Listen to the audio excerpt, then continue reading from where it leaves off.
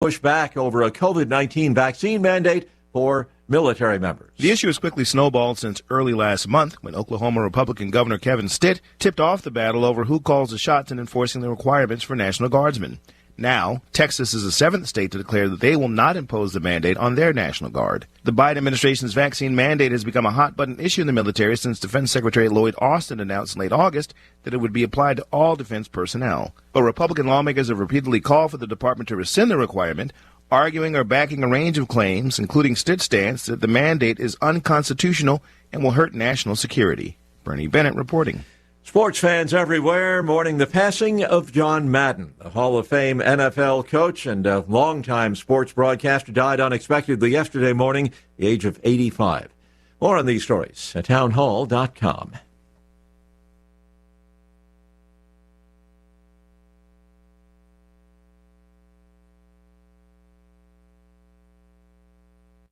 I'm meteorologist Steve Hamilton with your Pecos Valley weather. We have a fairly strong low-pressure system on the way that may bring us a few showers Thursday night and Friday. Looks fair today. Our afternoon high around 60 with plenty of sunshine. Could be a little bit breezy, especially during the afternoon hours. Overnight, clear and chilly.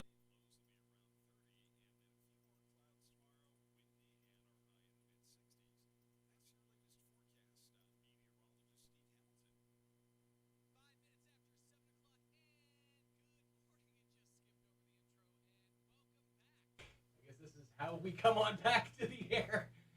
Good morning. Welcome back to a morning without Mike Winters on 106.5 Roswell's Talk FM. Happy Wednesday morning. Did you say without Mike Winters? Without Mike Winters, yes. Little programming note. Mike's flight got delayed. So he was stuck in Dallas overnight. He actually got all the way to Dallas from the East Coast, got to Dallas, and from there, the flight was actually canceled. So, we got a morning without Mike Winters. Was it just weather? I assume. I don't know. He didn't specify. He just said that once they got to the airport, they saw that the flight was canceled. So he should be, barring knocking on all the wood, any other delays, he should be back inside your radios tomorrow morning. He is en route. He's like a steak on dry ice. He's en route to your doorstep. He's not quite here yet. He's an IOU. He's a Christmas IOU. That rings a little painful, a little close to home. But yeah. Happy Wednesday to you. Welcome back to Things as Usual, the last Wednesday of 2021. You got a morning without Mike Winters on 106.5 Roswell's Talk FM. Let me give you the rundown for this morning, since I guess we're already going. Yeah. I don't know what the heck. It's like, hey, Mike's not here. Let's mess with the guy who's filling in for him.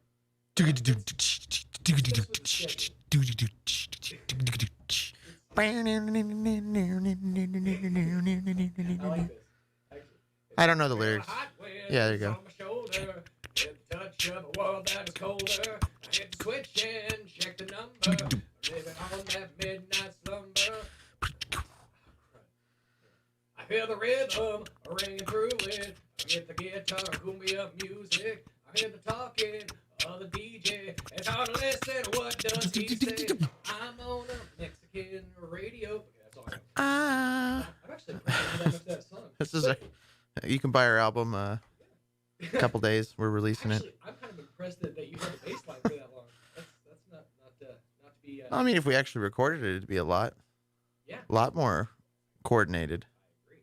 I'd have a lot more breaths. Yeah, I feel like you can totally be our profession. But let me give you the rundown for this morning without Mike Winters.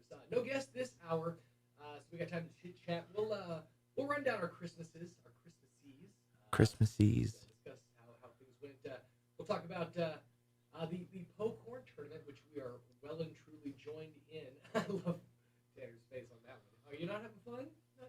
I'm having fun. I just don't like the format of the timing. There's not a set schedule. They're doing it in a very interesting way that I'm not used to it. Round robin style and whatnot, supermarket sweep and all that. But we'll dive into that coming up here in this hour. Coming up in the 8 o'clock hour, Mr. Bill Wolf from the Big Brothers Big Sisters of Southeastern Mexico call yesterday reminded me, yes, today is the day of his interview last week, so we'll get him on. Today's the day. That's right. We'll talk Big Brothers, Big Sisters, talk about how the littles need some bigs, and how you might be able to fill those slots. More on that coming up in the 8 o'clock hour. Coming up in the 9 o'clock hour, these little shots from the Kiwanis clubs of Chavez County and or Shots Productions. We're going to be sitting down chatting. I'm assuming going to be chatting about this event coming up on February 19th with 2 shows at 2 p.m. and 7 p.m. because this is big. I mean, it's astonishing to look at this guy and think that he's not John Denver. But we'll dive into this coming up in the 9 o'clock hour. Talk about the concert with Ted Behill coming up in February. More on that coming up in the 9 o'clock hour. Plus, of course, all your hourly features, which include your town hall business news, your regular news, Kim Commando update, your Sean Hannity update, of course, whatever else crosses our desk. Now that the weather has already gotten out of the way, let's get you up to date on the local forecast. Usually I do all this while Steve is talking, but since I decided to just go ahead and skip on over that, let's get you up to date. 36 degrees currently around Roswell Way, humidity about 39%, winds out of the west at about 3 miles an hour, with a barometer at about 29.8. Today, looking at a high of 62 degrees, still pretty doggone nice out there. I mean, not quite up to our Christmas standard of almost 80 degrees, but still pretty nice out there. Sunny and 62. Winds are going to be a player, though, today. Winds 10 to 15 miles an hour coming out of the west. So batten down the hatches just a little bit. Mostly clear, dropping down to 30 for the overnight low. Winds out of the southwest 5 to 15 miles an hour for your Thursday. Partly sunny, getting up to about 62 degrees. Winds out of the west 5 to 10 miles an hour, becoming southwest 10 to 15 later in the afternoon. Got us a 30% chance of showers on your Thursday night. That's right, rain. No snow, but possibly rain. Unless it gets cold. Yeah, then it's just sleet. Ugh. It rain never turns into snow. Like it's a completely different weather phenomenon that creates snow. I mean, I guess that's technically not true. Rain does create or does turn into snow at a certain temperature, but every rain I've ever been exposed to, it's always turns into sleet almost every single time. But that having been said, probably not going to be cold enough to do anything with it because we're looking at about 38 degrees for the overnight low on Thursday night. But a 40% chance of rain on Friday, so it's going to be dark, it's going to be dreary, and it's going to be rainy on Friday. 40% chance of the wet stuff, mostly cloudy, getting up to about 60 degrees. Winds out of the southwest 5 to 15 for your Friday night, partly cloudy, dropping down to 34 degrees. That's the last of 2021 as we ease on in. Please ease on into 2022 for your New Year's Day. We're doing it with rain. A 20% chance of showers, mostly sunny. Well, only a 20% chance, so 80% chance of absolutely nothing happening. Mostly sunny and a high of around 50 degrees. Winds going to be breezy. So bear that in mind. 12 minutes after 7 o'clock, going to pause, pay a couple of these bills. Now, these, you get more of this. So we chit-chat about Christmas and whatnot. Actually, I got to see a movie. I got to see a couple movies over the weekend. I think we synced up. So, Really? Yeah, we'll dive into that coming up here. Let's go. We'll dive into it, but it's actually funny because my event started with exposure to COVID. So stay tuned for that. You might want to scooch back a little bit. No, we'll dive into that coming up here in just a few minutes on a morning without Mike Winters on 106.5 Roswell's Talk FM.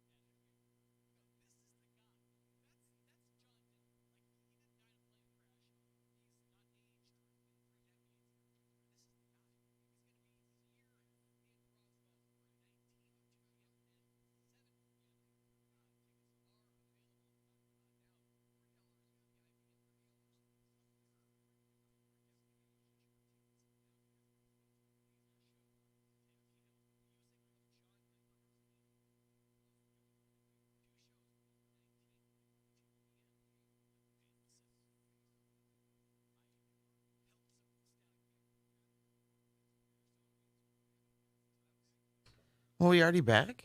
Yeah, we're already back. It was fast. It was a quick break. It was a quick break involving a spot where Mike said, "Why you ask?" Instead of "Why you ask." It's a Why you ask? it's a nitpick. But the way he Why said, you ask? the way he said, "Why you ask?" Like that's not how that phrase is said. It's why, comma, you ask. Why you ask? Why you ask? Why you asking? It's, instantly my head goes to, "What you talking about, Willis? Yeah. Why you ask?" So that's fun. So how was your Christmas? Very good. Yeah, Yeah, I was up in the mountains. nice. So family and Mm-hmm. Everything went pretty good. you guys do all fit in as many of your traditions as possible. Your Kind of. Yeah. Yeah. I think we did have Christmas lunch. We opened stuff. So you were up in Capitan. No, Ruidoso. Ruidoso. Yes. So People mix the two together. I know they're right next to each other, but yeah, they're not the same. they butt up to each other.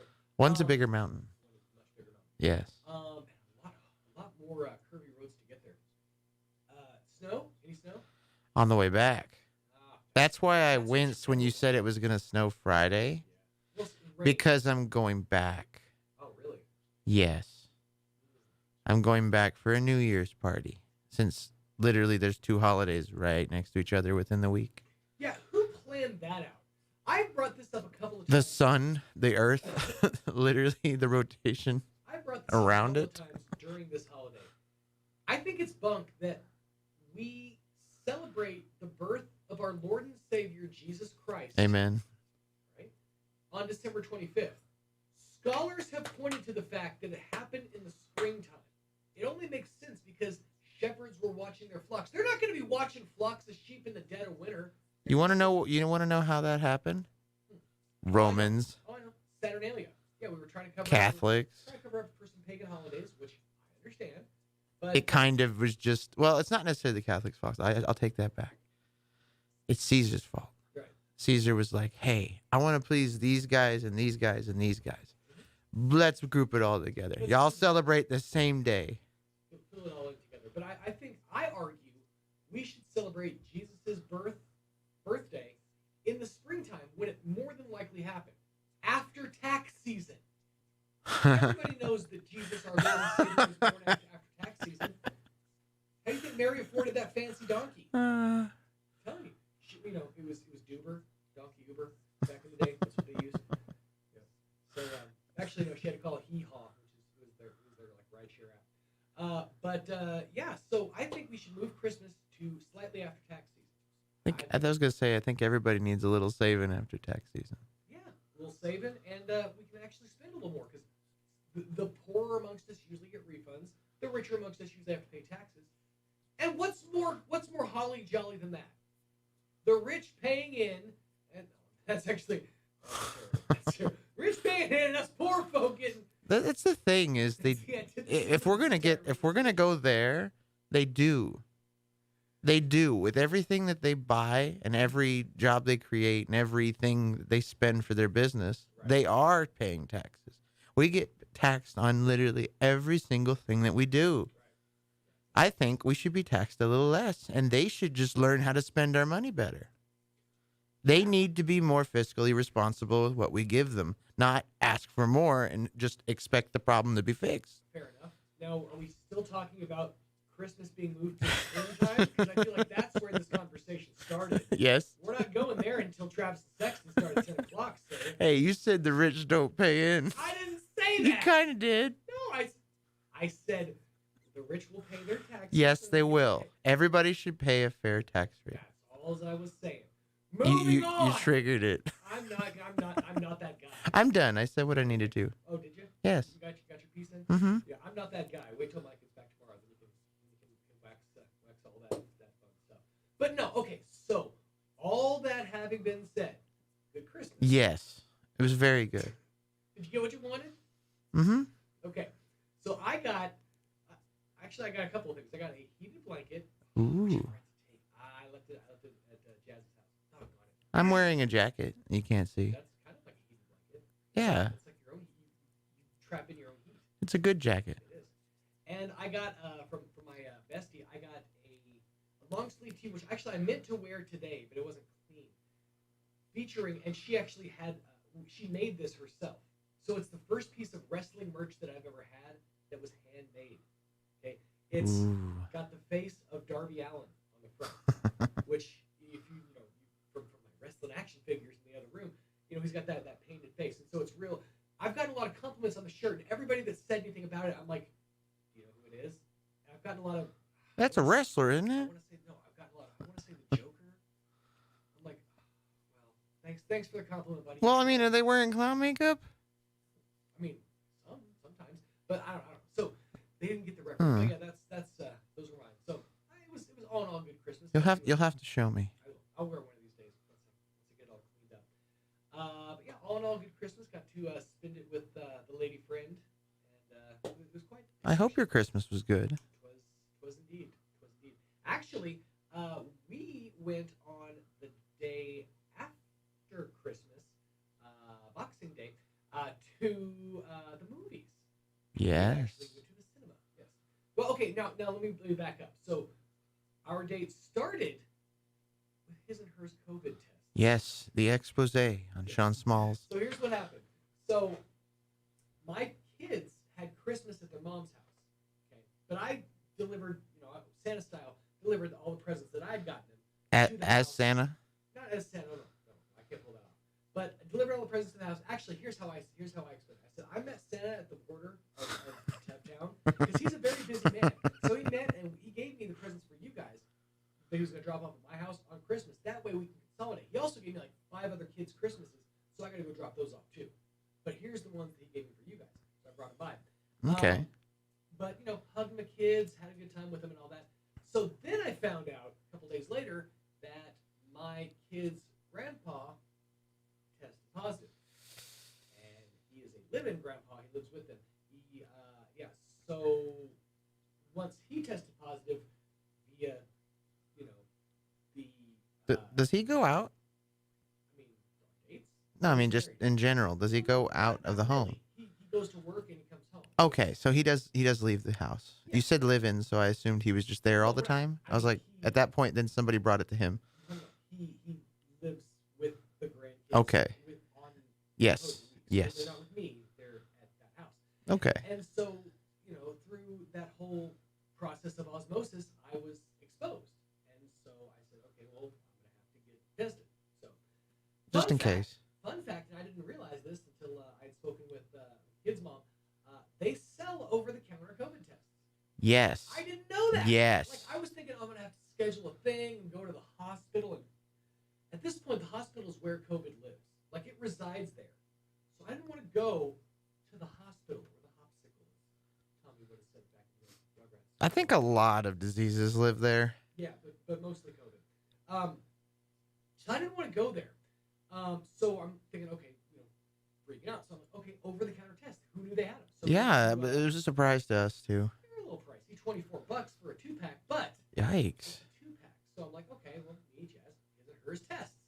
So actually, we took a picture because we were like, it was funny because we referenced it. It was almost like a bonding experience for us. We had a chance to kind of bond over. I'll pull it up in a minute. His and hers COVID test, and we both tested negative. So we went and had ice cream, and Woohoo! we went to the movies, wherein we saw Spider-Man. No way. No way. You've seen That's it? what it said on my ticket when we went to Icon. Spider-Man? No way. It just says Spider-Man. No way. No way, Jose. So you saw it. as well. Yes. So we actually saw it. We synced it twice. So spoiler free, as Yeah. it can be. It's a good movie. It was phenomenal. It was, I'm gonna say, one of the, if not the best Marvel movie, and I'm not counting Deadpool because those were Sony, among the best Marvel tie-in movies I've ever seen. And again, Well, spoiler free because Endgame is pretty Endgame up is there. Good. Endgame is good because it wraps things up. It answers questions. It finishes the story. What this movie did was launch a whole new series of events. In the events with, and again, spoiler free, the events involving Doctor Strange, in the events involving Peter Peter himself, and some of the stuff that's answered in the post-credits sequence. The stuff that the what do we call it? Come to Jesus moment, essentially. For one of the characters, it basically starts the entirety of, for lack of a better term, the multiverse, and the possibility of every single thing you've ever seen in the entirety of not only Marvel but also the Disney canon. I'm seeing this basically. The Marvel Cinematic Universe now can turn into Ready Player One. Yes. You start seeing like The Simpsons in the background of Marvel movies now. I feel like You can we've opened up have that. this multiverse idea. Everyone is here. That literally any possibility has happened. Yes. And could just be shown. It's kind of the what ifs. I thought that's what that was for, though. The what ifs was kind of opening that door as well. It almost is, but I didn't really tie those in as being canon. But Huh? in the Marvel Cinematic Universe, if the multiverse exists, then yeah, that's all the what if stories are canon. So it really does kind of like open up a whole. I know we're taking this show on a completely different path than it usually goes, but so that was rather interesting. And then the next evening, actually the night before last, watched the new Matrix. Yeah, I feel like you have opinions. Mm-hmm. Go ahead. But I can't say it without really spoiling the movie. I'd say that you need to watch the movie and form an opinion about it. Okay. I will say the movie did a really, really good job at scratching the fan service itch. I'd say it did more than that. I'd say it scratched it so much that the skin peeled off. It's bleeding and it's peeling? Yeah. Okay, so It's- I watched it. Now here's, bear in mind, again, spoiler free, but bear in mind, I went into this movie not a Matrix fan. Okay. Now, There you now go. hold on. There you Hold go. on. Have you seen the other movies? I was a fan of the original, Okay. okay? Then you should see the juxtaposition I between the saw- two. Yes, I absolutely did. I saw the sequel. I saw the second movie. Did you like that one? I did not like it. That's crazy because I liked it. Therefore, did not see the third one because I didn't like the second one. So I've skipped completely over. Is it Evolutions? What's the third one? There's just the Matrix 2 Reloaded, Matrix Reloaded, and then Revolutions. Yeah, so I skipped over Revolutions. Yeah. So I saw one and enjoyed it. I saw two, didn't enjoy it, and skipped three. I understand why people don't like 2 and 3, but I feel like it goes more into like the philosophical ideas of it, and then just the actual what's actually happening outside of the Matrix. Sure. But I feel like you have to have like a doctorate in computology or whatever to understand any of 2 or 3.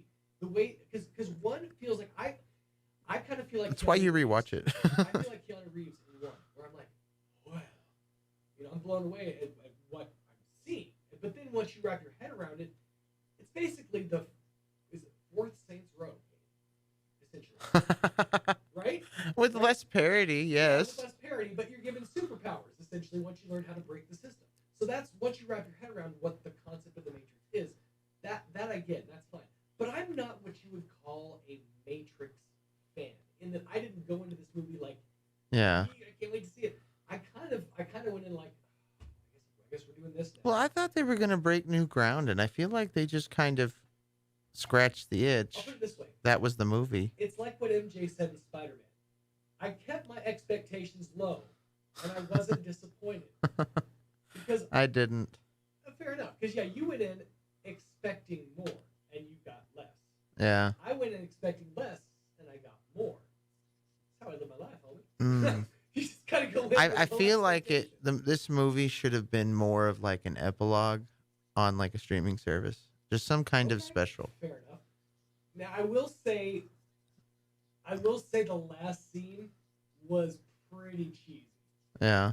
which was funny because both the movies that I saw, which by the way, number 1, basically number 1, number 2 in the Oh, country. comparatively, it's like Spider-Man is better. Oh, by leaps and bounds. But both movies I saw, and again, spoiler free. I'm trying as spoiler free as I can be. It's very hard not to. Had a goofy "let's fly together" scene. Huh. It was just kind of like, all right. I mean, I don't know. But I did enjoy both movies. They were both enjoyable. And this coming from somebody who doesn't actually take in content. I don't watch movies in general. That's interesting. I haven't actually been to the last time I went to the theater was to watch Deadpool 2. It's been a while then. Been a while. I don't usually go to movies. And I think the one before that was, actually I can tell you the last 3 movies I saw in theater were Lego Batman, without my kids, which was pretty fun. If you're going to see a kid's movie... How'd you do that? We got to sit her. If you're going to see a kid's movie, go without your children. It's fantastic. So Lego Batman, Pitch Perfect 3, again, not my choice, and Deadpool 2. That was your choice. That was our choice. Yeah. Oh. That was both our choice. So I'm not a big movie guy. So I enjoyed, the experience of going to the theater, kicking the feet up, and yeah, it's nice. That's enjoyable. And the movies were, and Spider-Man was phenomenal. Yes. Phenomenal. Matrix was good. It was better than I was expecting, and it had enough of that fan service scratching that itch, where the diehards, were like got excited. Like, the person I was watching it with is a fan of movies, and there was a specific line that got dropped, and she was waiting the whole time for it. Specifically, the Kung Fu line. The whole movie she was waiting for it. When it got dropped, she grabbed my arm. She goes, "There it is! He said it. He said the thing." So yeah, that like upped the experience for me a little bit too, because I was watching with someone who was genuinely in it. But I also didn't see it in theaters. I guess I'm just of the group that just doesn't like on the nose stuff so much. I feel like you can do a joke and you can call back to it, but if you just say the same thing again or the same quote again, you're not really thinking about it. You're just like, all I have to do is say this quote and everybody will go, ee! And it's like just... He didn't say the same thing. This time he said he still knows it. So it's not the same thing. No, I'm just saying it's like if you, like, just rehashing the same material seems kind of lazy to me. Yeah, maybe a little bit, but I mean... Like within the context of it, yes, it's already kind of, hey, you're watching a Matrix movie, right? I think it probably is. Did you know that you're watching a Matrix movie? Let me remind you that you're watching a Matrix movie. Hey, this is the Matrix. Did you know that? Matrix 4. I will say Did you know that? It's the Matrix. I would have probably enjoyed Dune a lot more had Dune done that. Okay? And they were like, hey, this is Dune. By the way, and I just thought of it because I looked at the Arrakis word. I don't know why that just threw Dune into my head. But Clyde was talking about it last night when we got back from the Pokhorn tournament. Yeah, it's kind of funny. But yeah, no. So I mean, I probably would have. I kind of, and maybe that makes me basic. I don't know, but I kind of enjoy the. I know people do, and that's why they keep doing it. Which is why I don't watch things, because I'm afraid I'm going to be that guy that would be like, "Did y'all see this Ready Player One movie? This is great." No, I mean I haven't seen it, but I know that it's decent. No, most people say it's terrible. Because, really? Well, the whole thing is... Isn't that what you all want? The whole thing is that it was too much fan service. Oh. Like it's too many opportunities for product placement. It's basically the same thing that people had a problem with the Space Jam. Movie, with like any of those movies. You go back and look at. It's just a commercial in 90 minutes. Yeah. The Lego movie, same thing. I mean, they're all just a chance to throw products up on the screen. How about this? There's a right way to do it, and there's a wrong way to do it. I agree. And I feel like The Matrix just kind of took it in a wrong direction. Fair enough. It could be done better, and in a way that satisfies both people who haven't seen it and people who have seen it. It needed to open new doors, and I feel like it didn't.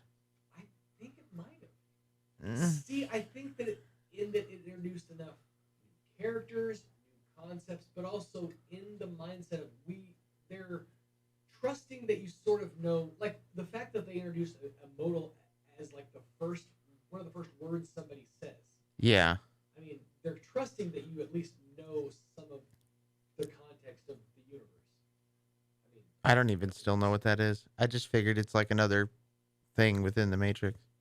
Kind of like a side room or a side I did find it odd that Lana was mentioned as program within a program. Lana was mentioned as the executive producer as far as Wachowski. Yes. But Other than the fact that it was based on the story originally written by the Wachowskis. Yeah. So I'm not sure that her sister was involved in this one at all. I don't think so. Interesting to kind of toy around with and think about. But yeah, so that was essentially my Christmas weekend. Didn't spend it with the kids, but the kids pretty much had their Christmas of their dreams. They got everything they wanted. So we didn't do stockings this year. What? No, it's actually really funny because literally last night when I was cleaning my house, I found their stockings. Of course I did. But I couldn't find their stockings. I was looking everywhere for them before Christmas. Couldn't find them. And I went to the store to get some stockings. Everything else, like 4 places were sold out. I found one place. Should have just gotten some big socks. Thought about it. Found one place that had them for $15 a piece. Ooh. I'm not gonna pay $15 for a sock for one sock. Yeah. So we got creative. We did stocking boxes. Right? Did you hang the boxes on No, we each got them each their own color, like each colored box. It was like one of those like tote box, like you get for a kid that's going off to college. Oh, yes. Like all those essentials. So And tote bags are fine, and yeah. we stuffed it full of like all their favorite stuff, M&Ms, Pringles, and all kinds of stuff. Then of course, the gifts came. They got pretty much what they wanted. They didn't. Hunter didn't get his Legos. He got his off-brand Legos. They got a trampoline. Mobile? No, the trampoline's not mobile. No, I meant the Legos. No, the off-brand Legos. No, they're I want to say like Fubo or Tubo. Fubo. It's some. Fubar. I took a picture of it. It's some off-brand that I can't remember. But I got Playmobil. He's not a brand. That's what I love about my son is he's not a brand snob. So it's I feel like it's okay. Blocks. Let's see. Hang on. I'm gonna scroll. See. No, I'm not finding it, but I'll find it later. But yeah, but no. So off-brand blocks, and then they got pretty much everything else: some dolls, some toys, some cars. What was funny was all the stuff that would be loud and or make a mess. Mom said, "Hey, why don't you take this back to your house so they can play with it when they get back home to you?" All right. So here, why don't you take this home so it can get in your rug, and so it'll get stuck in your cat's hair. Yeah. Let's do that. I'll bill you. Did you get what you wanted for Christmas? Yes. What'd you get?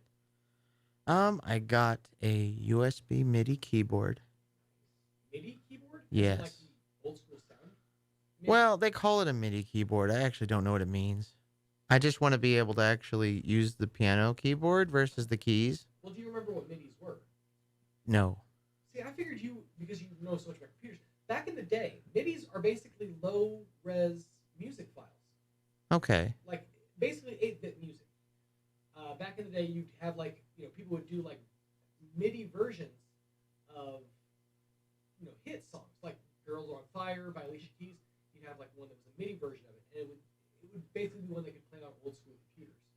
I just know that, what you can use them for now is, within a music-making program. Mm-hmm. You can take a MIDI and it's already arranged to where you can just change out the instruments and do what you want to do with it if you wanted to make something new. It's basically like the Casio keyboard of music files, essentially. Mm-hmm. Plus, it was super low. Low. It was small. Low amount of data, yeah. Tiny amount of data, exactly. So you could actually hold more of them. Yes. So it's kind of cool. Nice. Mm-hmm. Very cool. But yeah, all in all, Christmas was pretty successful. Hopefully, everybody got to spend it with their friends, family, and loved ones, and I was able to do it with the Omicron. Yeah. It's really the hope for the future. Just dodging it. Dodging left and right. So New Year's plans. You said you're going up the hill, right? Yes, I'm going up the hill, and I will be up the hill for next year. Until next year, I should say. 2022. You're gonna hunker down in the mountains in case something goes down at midnight. Yeah. No, we're just gonna go to the inn. We're planning a sleepover. I'm gonna have the kids that night, so we're probably gonna do a sleepover at Jazz's house. Do some fireworks at midnight, sparkling stuff for the kiddos, a good bubbly for me and Jazz. Just kind of bringing in the new year. The bubbly. Should be a good time. 19 minutes away from 8 o'clock. Let's pause for a minute and get you up to date with some local news.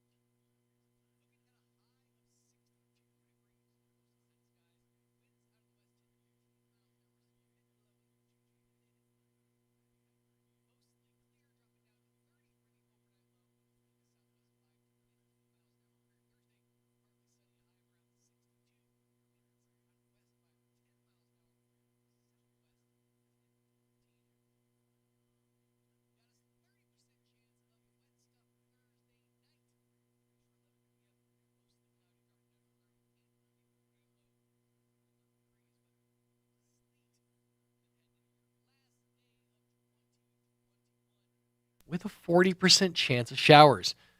That's kind of apropos. Yeah, dreary weather taking us out of 2021 and dreary weather bringing us in. 40% chance of showers for your December 31st, Friday, and mostly cloudy, dropping down to about 60 degrees for the high on Friday. Friday night, partly cloudy, 34 for the overnight low. And then for your first day of 2022, looking at a 20% chance of showers and thunderstorms. Otherwise, sun's coming out on New Year's Day, a high of around 50 degrees. Sunny and 51 on Sunday, back into the mid-50s by your Monday with a whole lot of sunshine. So a little bit of rain, but not too shabby. So I have some news. You're going to have breakfast? No. Okay. So because the intro didn't play, I didn't go in there and switch it. So this whole time it's just been dead on the live stream. No!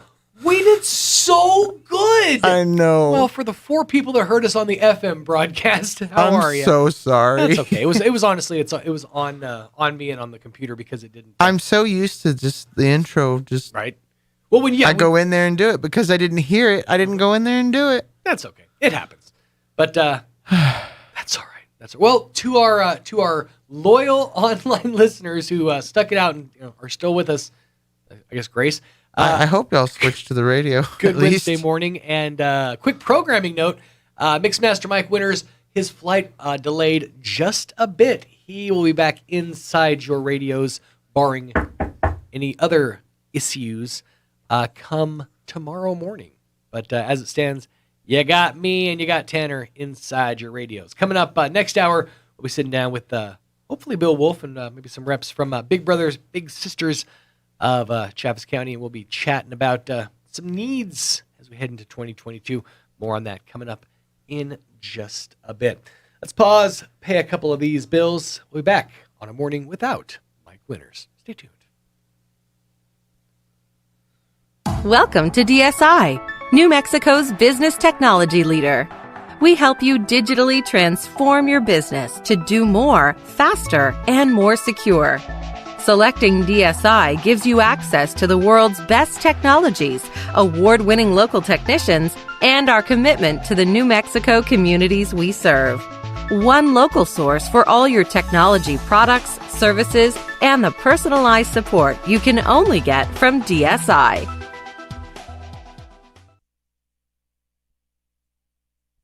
It's time for the Chaffetz County Sports Report. It was the opening day of both the Pogue Horn Boys Basketball Tournament and the Goddard Girls Holiday Classic yesterday, and it was by and large a good day for the local teams. On the boys' side, Goddard defeated Bloomfield 55-44. Noah Reese 15 points, 7 rebounds, and Goddard will be back in action today in the semifinal round and that'll be against Carlsbad, by the way. Roswell defeated Gadsden, no problem there, 81-45 for the Coyotes. Now on the girls' side, it was Goddard knocking off a pretty good academy team, 52-34. Goddard now 5-5 on the season. They'll take on Bloomfield in the semifinal today at 2:30. Roswell, though, trouble against Santa Fe. The Demons win that, Demonettes, I should say, win that 43-18. Sports Report brought to you by DSI. Call DSI for all your office technology needs. I'm Eric Butler at Roswell Talk FM 106.5.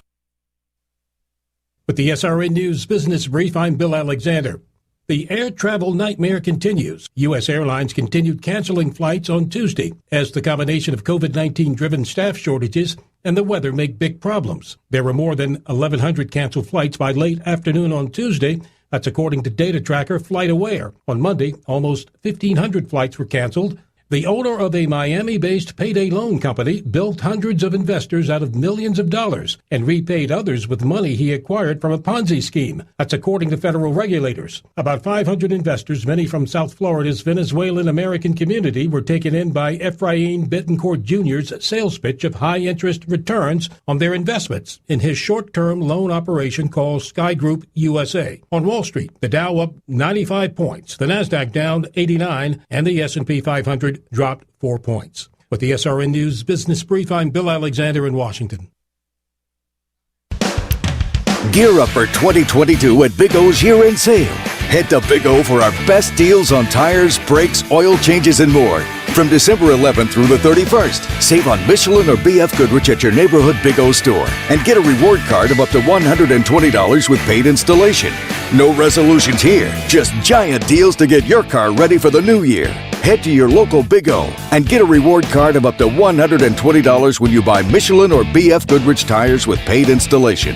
But hurry, you only have a few days left to save. Go big at Big O during our incredible year-end sale. December 11th through the 31st. Big O Tires, the team you trust.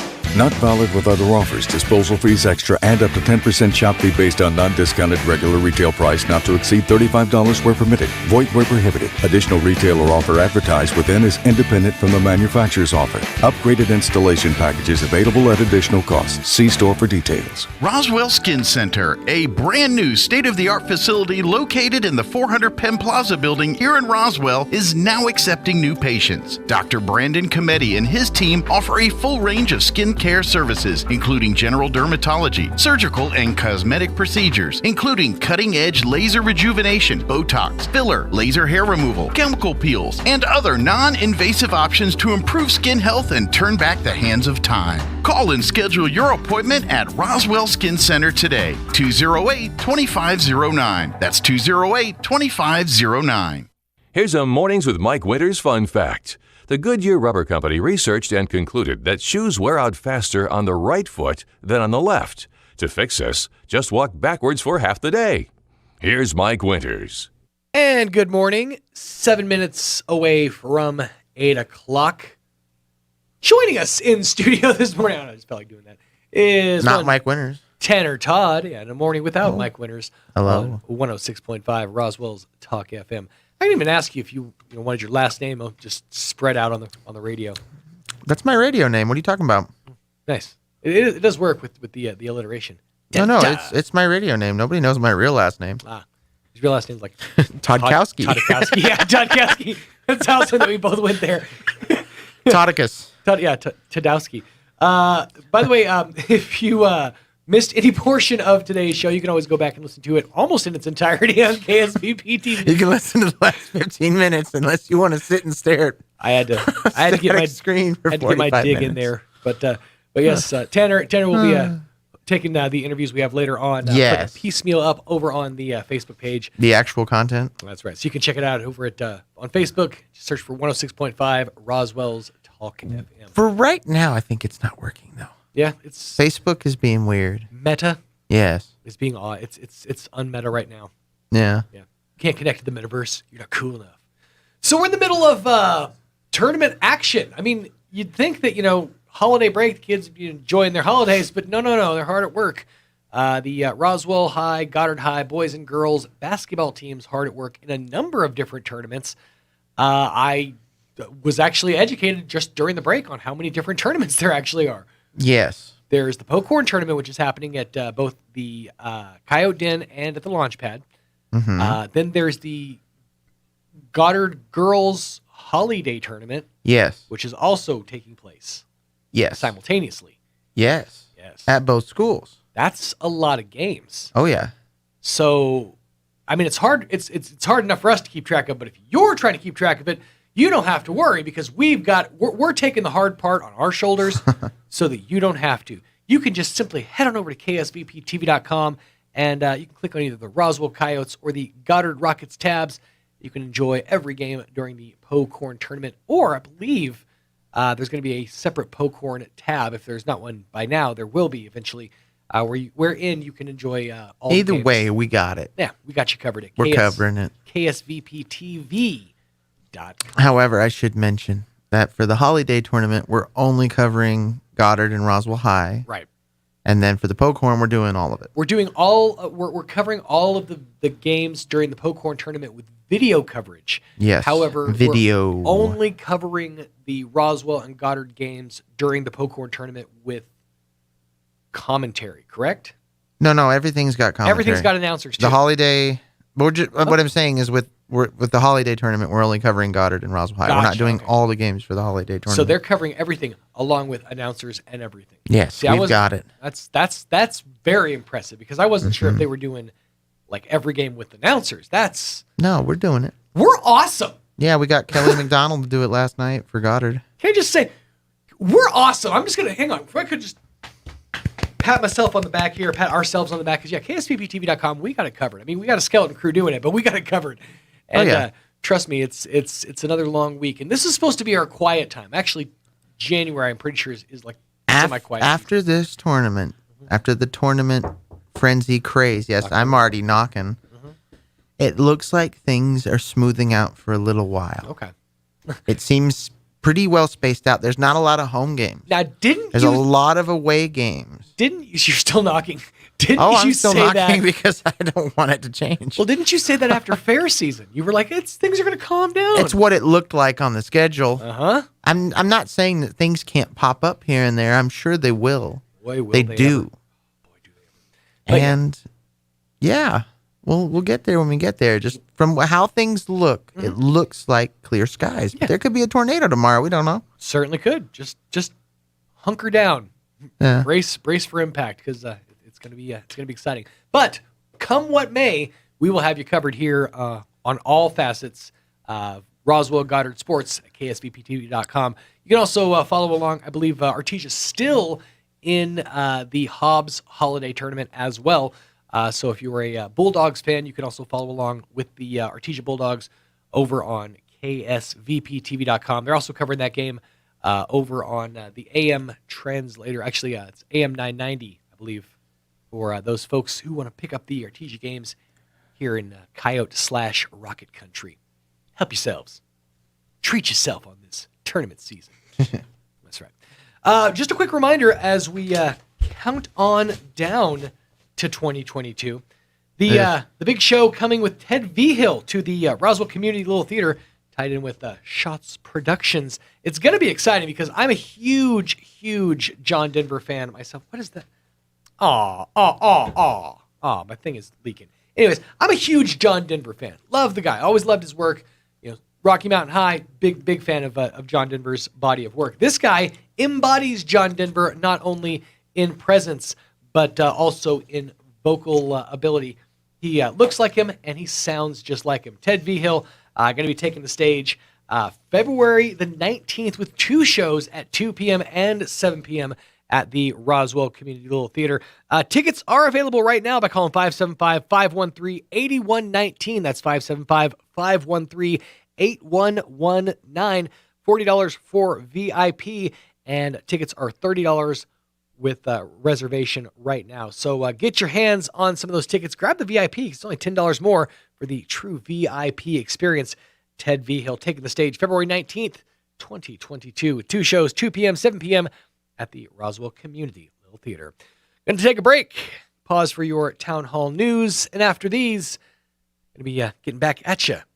8 o'clock hour for The Deuce on a morning without Mike Winters. Clyde Lewis and Ground Zero is now in Roswell on 106.5 FM. KEND Roswell. News this hour from townhall.com. I'm Rich Thomason. The CDC director defending her agency's decision to shorten the length of time that people with asymptomatic COVID should quarantine. Dr. Rochelle Walensky says a recommendation to isolate for 5 instead of 10 days is grounded in both science and reality. Many people are asymptomatic or only mildly symptomatic, especially those who have been vaccinated or boosted. And so they may very well not be able to or willing to comply with 10 days worth of isolation. So this was really a way to tell people, make sure you isolate in those first 5 days when you're maximally infectious, and then, of course, wear a mask for those last 5 days. Walensky on NBC's Today Show. His communication staffers are walking back recent remarks that President Biden made to governors about fighting the coronavirus. Mr. Biden told the state leaders, in the president's words, there is no federal solution. This gets solved state level. The White House now insisting there is a federal plan. Despite his campaign promise to shut down the virus, it does continue to rage as the milder Omicron variant spreads quickly. And flight cancellations blamed on staff shortages caused by the coronavirus continue to plague air travelers all around the country. Winter weather woes persist in the Pacific Northwest and the Sierra Nevada. Wintry conditions are disrupting traffic, causing closures, and forcing people to find refuge in emergency warming shelters. Across western Washington and Oregon, officials and private groups opened emergency spaces for people. This comes as forecasters say the extreme cold from an Arctic blast that blew in Sunday could last until the weekend. Seattle has canceled Tuesday garbage pickup as side streets remain treacherous. That's correspondent Andrew Stewart. The Dow is up 87 points, NASDAQ down 13. More on these stories at townhall.com. Tell me, why a team worth $800 million should put you in the driver's seat? This Christmas, if you give me a chance, I will not let you down. Life made him an underdog. All my life, I've defined myself through sports. I was meant for something more. Faith made him a champion. God is going to do something great with you. Experience the true story of legendary quarterback Kurt Warner. Destiny wants the underdogs. You want to prove that? American Underdog. In theaters everywhere now. Rated PG. Parental guidance suggested. President Biden has declared war on the small business owners of America. He's pushed for a massive tax increase, and his $2 trillion infrastructure plan is a $2 trillion tax hike on American employers. Job Creators Network works hard to fight these attacks, and they're looking for a few good men and women to join their small business advocacy and advisor program. They will prepare you to be a leader for small businesses in your community, your state, and the country you love. If you want to join the fight, go to joinjcn.com now. That's joinjcn. They need you. America needs you. A poll published Tuesday from the University of Massachusetts Amherst found a strong partisan divide in how people view federal efforts to arrest and try people accused of participating in the January 6th attack on the U.S. Capitol. The poll showed 29% of Republicans supported those efforts compared to 86% of Democrats. Meanwhile, 52% of Republicans strongly or somewhat oppose those efforts compared to 4% of Democrats. The survey also found 71% of Republicans said President Biden's victory was illegitimate, 83% of whom attributed that belief to, quote, fraudulent ballots supporting Joe Biden. They said certain states counted. The poll took place December 14th through the 20th and included 1,000 respondents. It has a margin of error of 3.1 points. Bernie Bennett in Washington. China demanding the U.S. protect the Chinese space station after complaining that satellites launched by SpaceX nearly struck the station. News and analysis, townhall.com. Indonesia lifting its ban on Boeing's 737 MAX aircraft. The lifting of the ban comes 3 years after one aircraft crashed shortly after takeoff, killing all 189 people on board. The Transportation Ministry said the aircraft will be permitted to fly in Indonesia, but only after airlines carry out airworthiness directives. Some relatives of victims of the 2018 crash say the decision to lift the ban on the 737 MAX is regrettable. It's correspondent Jeremy House. Police in Denver and nearby Lakewood, Colorado, still searching for a motive after a gunman opened fire Monday, leaving 5 people dead. The Denver police chief says the suspect was on law enforcement's radar. Police say it appears at least some of the victims are targeted by the gunman, identified by police as 47-year-old Lyndon McLeod. More on these stories at townhall.com.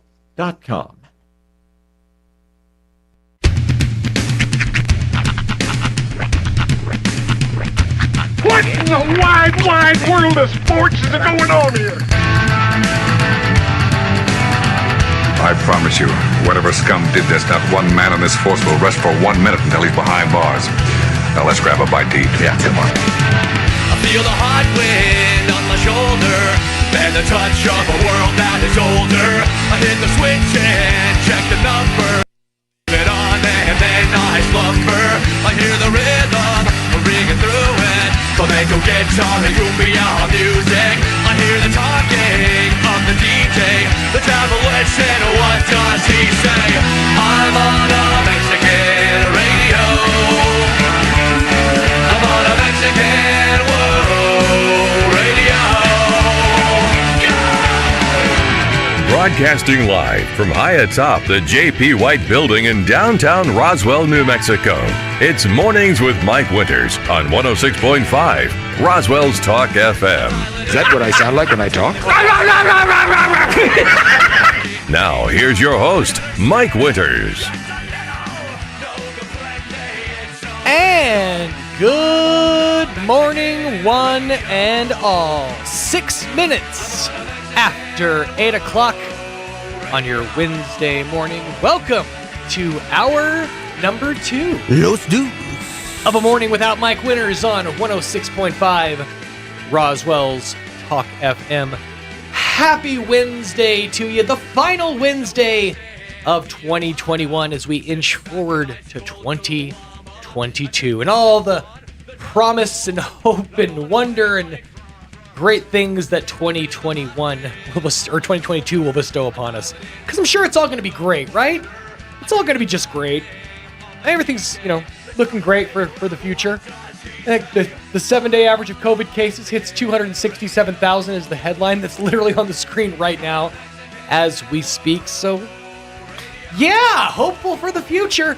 I guess, boost up if you so choose to do so. Boost yourself and get it taken care of because, a brave or a strange new world we are heading into in 2022. Coming up this hour, we'll get you up to date with the weather coming up here in just a few minutes. And after that, we'll be sitting down with Big Brothers, Big Sisters for southeastern New Mexico, chit-chatting about their past year, the successes, and looking forward to 2022, what they have in store for the future, as well as all the needs there for Big Brothers, Big Sisters, because we need some bigs. Simple as that, folks. There is a need. So if you've got some extra time that you could donate to Big Brothers, Big Sisters to make a little's life a little bit better, you could definitely use all the help that they can get. We'll dive into that coming up here in just a few minutes on this Wednesday morning. Plus, of course, all of your hourly features, which include your town hall news, your business news, weather, and all that other fun stuff. We'll get you up to date with that coming up here in just a few minutes. Right now, at 8 minutes after 8 o'clock, let's go ahead and pause and get you up to date with the weather. I'm meteorologist Steve Hamilton with your Pecos Valley weather. We have a fairly strong low-pressure system on the way that may bring us a few showers Thursday night and Friday. Looks fair today. Our afternoon high around 60 with plenty of sunshine. Could be a little bit breezy, especially during the afternoon hours.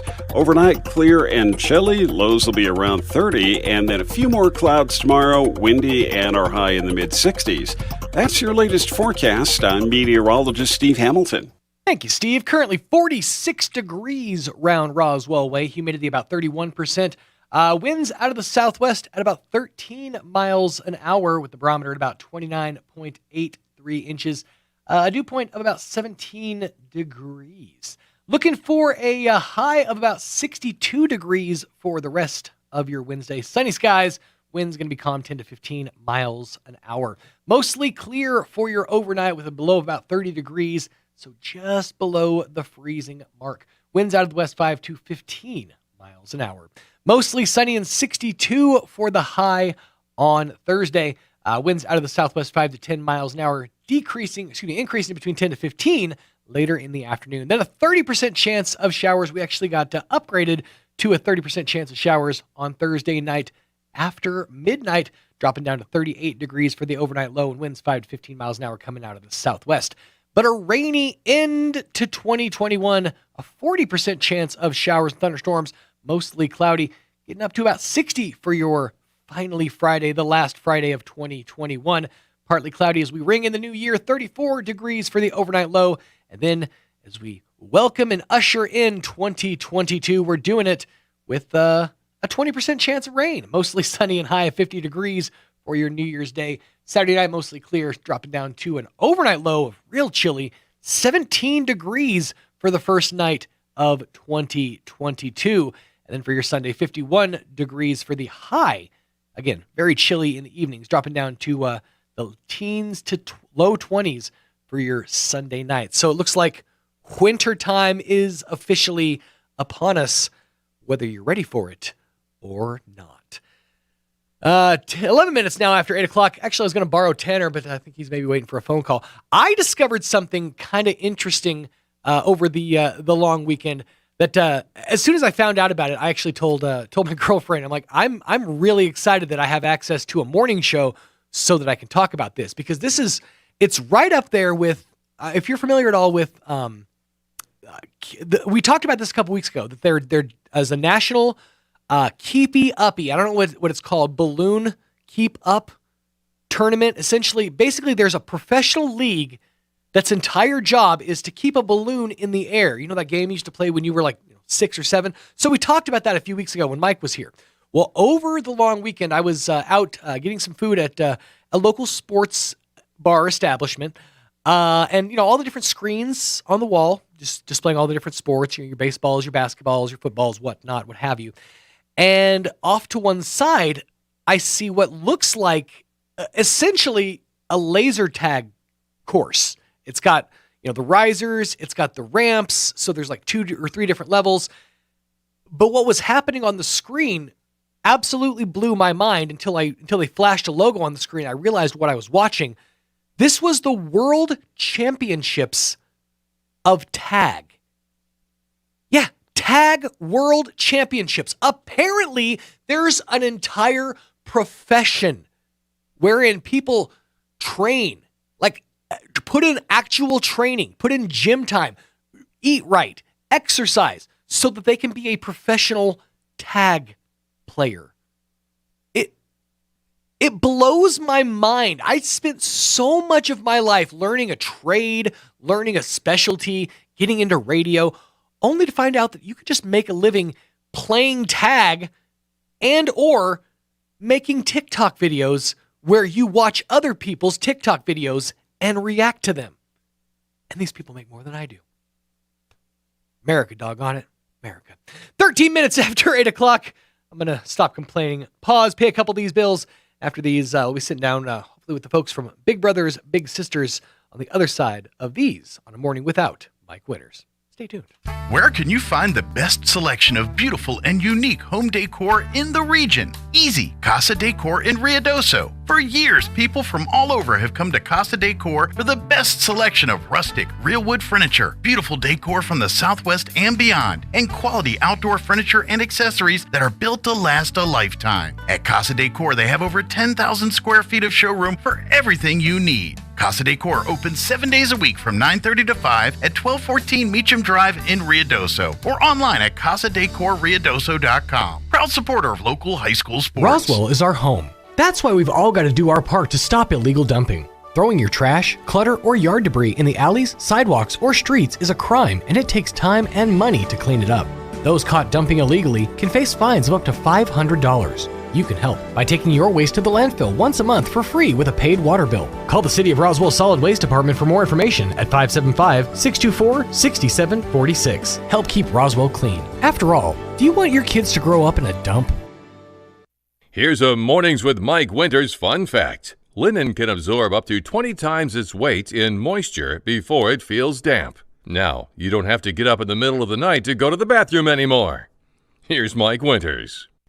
And good morning, 14 minutes after 8 o'clock on your Wednesday morning. Joining us in studio this morning from Big Brothers, Big Sisters of Southeastern New Mexico, Mr. Bill Wolf is Kim Diesendorf. How are you guys doing this morning? We're great. Doing good. Good to hear, good to hear. How was your Christmas? It was lovely. Yeah? I had all my family home, so that makes it awesome. Very cool. Yep. Long travel? I mean, a lot of travel for your family? Portland and Denver. Holy moly. Nice. Are they still here? Yes, they are. They're still here. So have you hit the wall yet? No, because I've got one granddaughter and she's here, so that's all right. That makes the house everything. looks like a hurricane hit it, but of course that's the best mess ever. The ones that memories are made from.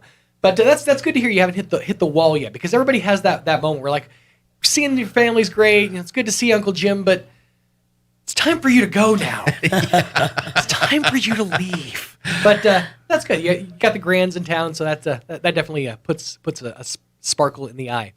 Do you guys have more of a traditional Christmas, or do you guys? What's the big tradition for your family? Anything specific? We have a traditional Christmas breakfast. Okay, that we do. Nice. And it's eggs in a cream sauce that we serve on a English muffin with a slice of Canadian bacon, and you put the eggs on top. So eggs Benedict. It's kind of, but essentially, like an offshoot. It's and with ambrosia. So we did that, and it was fantastic. I love me some ambrosia. Yes. It's like it's low-key one of my favorite parts of any holiday meal. Right. I get mad when it's not on the table. It's like, you dare serve this meal without ambrosia salad? How dare you? Well, Christmas is all packed up, and actually, I got yelled at because I already took my tree down. My girlfriend was like, "You're such a humbug." I'm like, "My kids are at their mom's house. I don't want to see this. I have cats. Right. I don't want to clean this mess up every single day." Do the cats go after the tree? Oh, or the ornament? The first day they left it pretty alone. Like they were, I think they were in awe of it and confused by it. But by day 2, they were like, "I can take this down. Yeah, I can handle this." So, but yeah, Christmas was a success, and now we look forward to 2022. How is the year as we wrap things up? How is the year looking for Big Brothers Big Sisters? Well, we've got a lot of changes going on. Okay. It was a good year for us from a standpoint that we were able to maintain a lot of what we'd accomplished. Of course, when they closed the schools down on us, it kind of hurt us a lot because our programs are still kind of shut down there. But we're hoping that in the next couple of months things will start opening up again here, so we can do some matches there. Yeah, and just when you think things are starting to kind of calm down and open back up, people are getting their booster shots and everything. Then you get the Omicron, rearing its head. Now people are talking more once again about shutdowns and remote learning and travel restrictions and that's got to put a damper on. It puts a damper on everything, but especially on y'all's program because it's so involved with the kids and with the schools and being able to interact. Right. Yeah. It Kim keeps up our Facebook and we try to stay connected in as many ways as we can, especially all the staff calls all the littles on a monthly basis, and we've been a little more. We've provided a little more service than we might ordinarily provide, simply because a lot of the kids are still kind of isolated, right? But in the families and stuff. But things are going okay. We've got some changes coming up. Okay. Over the next month, I'm retiring. Is that right? Yes. Well, congratulations. Well, I think Question so. mark? But I've got good staff left behind. Kim is one of them. She's our office administrator. She'll handle everything. dot. It's no different than what she's already been doing. Right. But and then another, I'm really excited about some other changes we're making. There are currently 3 agencies in New Mexico that are Big Brothers Big Sisters. There's one in Albuquerque, one in Santa Fe, and one in Roswell. Right. And a lot of it, we used to have like 5 or 6, and as time goes by, some of the larger agencies have partnered with the smaller agencies, and it's worked. It's a win-win for everything. And so we're going to be partnering with Central New Mexico, which is out of Albuquerque. Okay. So now we'll be tied in with Big Brothers Big Sisters of Central New Mexico, and we'll essentially cover the entire southern swath of the state. Pretty much, yeah. Okay. It's happened in Farmington. It's happened in Las Cruces. It's happened in Alamogordo. It's becomes an issue of economies of scale. Sure. If we kind of merge with them, then we don't have 2 insurance policies to pay for. Right. We don't have 2 national fees to pay for, and it's resource management essentially. It is, yeah. And not only that, but it also opens up our program here in southern New Mexico to more resources, to more funding, to more to more attention. Yes. Finally getting some attention from the North 40. Yeah. Which is nice. We don't get that down these parts very often. So yeah. That's kind of nice. What hasn't changed, we're still going to have our office here in Roswell, our office in Artesia, and we're going to have the same board of directors. Good. I think that's a big fear too with consolidation is loss of local access and the abilities for those agencies to continue to function. But yeah, no fear there because the Roswell and Artesia office will still be there, will still be functioning, and just better, just with more more resources and better management. Well, and then all the donations that we receive locally will stay local. Okay. Our donors don't have to worry about, the money they give here going up to Albuquerque or elsewhere. That will be a thing that will stay. Okay. So they designate those funds specifically for the the southern half of the state for these folks, for these offices. Yeah. So some big changes coming in 2022. I'll tell you, that's exciting. Yeah, and I think it's everything's that I've tried to do, and we've all tried to do, is make sure that the kids are still serviced here in southeast New Mexico. I talked to the people up in Farmington that merged with central New Mexico, and they said what it does, it really opens up opportunities for additional funding that, because we're a small agency, wouldn't be able to do, especially a lot of the federal funds. Right, absolutely, and that's key, because you have a bigger agency like Albuquerque. They have access not only to the folks who can who are writing the grants, grant proposals and things like that. So they have access to all those extra funds. Those funds can be designated for southern New Mexico.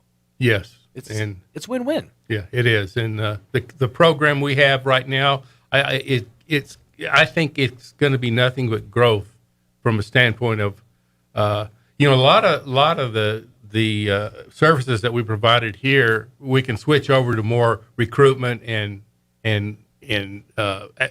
marketing and things like that to get our name out and to recruit bigs and to recruit littles. And that's really what it's all about. I mean, you could talk about offices and consolidation, funding and grant writing and all that till you're blue in the face, but ultimately it's about connecting bigs with littles. It's about taking kids who don't, who maybe don't have a positive influence in their life, who can show them the right way to be, or just be there for them, and giving them a chance for an hour a week, a couple hours a week to just be a normal kid.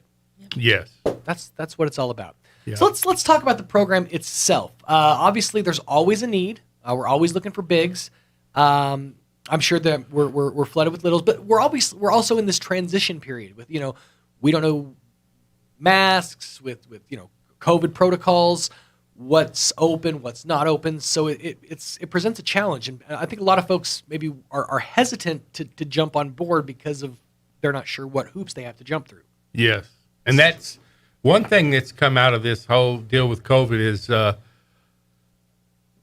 virtual meetings, a lot of stuff that we haven't really been able to do in the past, because it's always been, it has to be face-to-face. But we're finding now that it may not be, meeting a child face-to-face may not be, is the best way. But if you can do it virtually also, then that will help. Sure. I mean, anything is something, essentially. Yeah. A face is still a face, but it's very impersonal. And I think that's a big part of over the last year and a half with especially with like the remote learning and education. Yeah, you're still getting the education, but it just there's something that's impersonal about that. But I agree that having that person there makes a difference. Yes, it absolutely does. But so we're still doing face to face when it's appropriate, correct? Yes. We shut down all of our matches for meeting in the very beginning, but now with proper protocol and stuff, our bigs and littles in the what we call a community match, where they actually go to the little's house, pick them up, and take them to whatever they're going to do their activity. Gotcha. We're doing that again. Okay. And some moms don't feel comfortable with that, so we work around what they do feel comfortable with, and then of course we look at what's going on in our state and stuff as far as what we got to do to provide the special needs and services in a safe manner. Okay.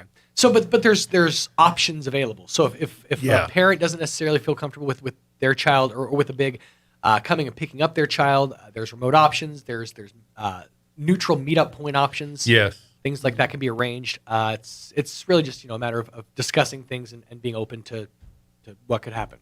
Yeah. Nice. And one cool thing is, I was going to point this out. I'm weird. I don't watch like regular TV. I watch YouTube a lot. So I follow this channel on YouTube it's a board game club. They play a lot of board games. But during quarantine, they were having to like work around it. One of the coolest things about the quarantine, about the pandemic, board game manufacturers put like every single board game that exists into an online form where you can play via Zoom. Yeah. It's insane. Like I sat and played Connect 4 with somebody via Zoom. It's such a cool thing. It's like, and he beat me 3 times. That's not the point. But there's all these different options. It really has given you a chance. You could pop a streaming service on and both watch a movie together. There's still those options. If we're still together, on the screen, I can still hear your interactions. So there are options. It's not as personal, but there are definite options. Yes, that's what it's all about. So the need is out there. We are definitely still looking for bigs. Let's give folks kind of an idea of how the process works. If somebody's listening and decides, I have some extra time, I want to take some time and maybe help change a kid's life, where does the process start? Well, you would contact us. You can either call us at 575-627-2227. That's the office. Or you can go to www.bbbssenm.org and sign up there. And so once you initiate the contact, you will have to go through an application process and a background check. Okay. And then there is an in-person interview. Of course, COVID rules apply, depending on what the situation is.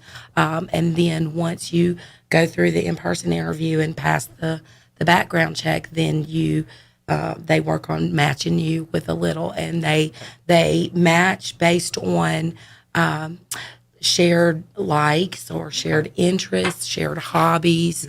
So like if there's a little that's on the waiting list that is really interested in cooking and you happen to be somebody that just really loves to cook, you guys might be a good match. And they also do it based on personalities as well. They take all these factors into account to try to match you with a child that you guys can have things to build a relationship on. So like if you let's say never played a game of chess in your life, you don't get matched with like a child chess prodigy or something. Right. That would maybe not augur well for you in the relationship department. But that's good that you guys paid so much attention to shared interest. I think that's really really important moving forward in the relationship. Absolutely. So and then after we make the match, we don't just say, okay, Joe, here's your little Jimmy. Go out and have a good time. Right. We make sure that we ask for 4 hours a month. Okay. Excuse me.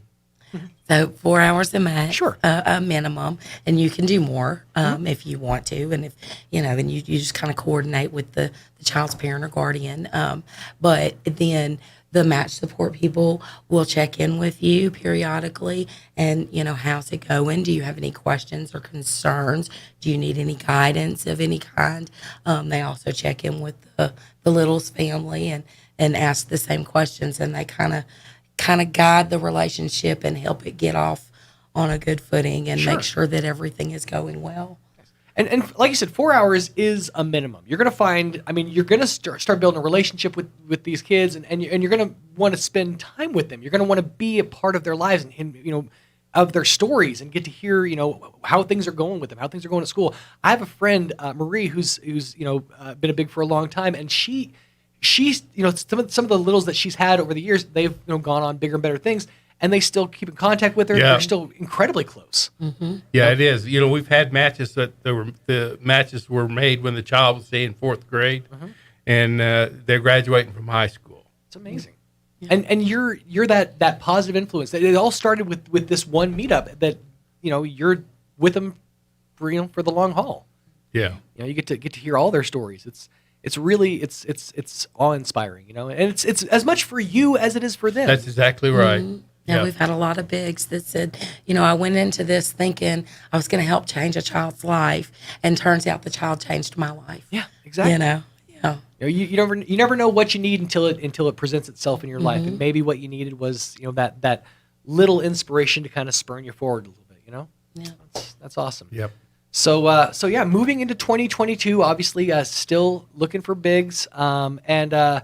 Now, littles too. Obviously, all taking all comers. It's always open. If you're a young person listening and maybe you think I need, I could use a little, positive encouragement in my life.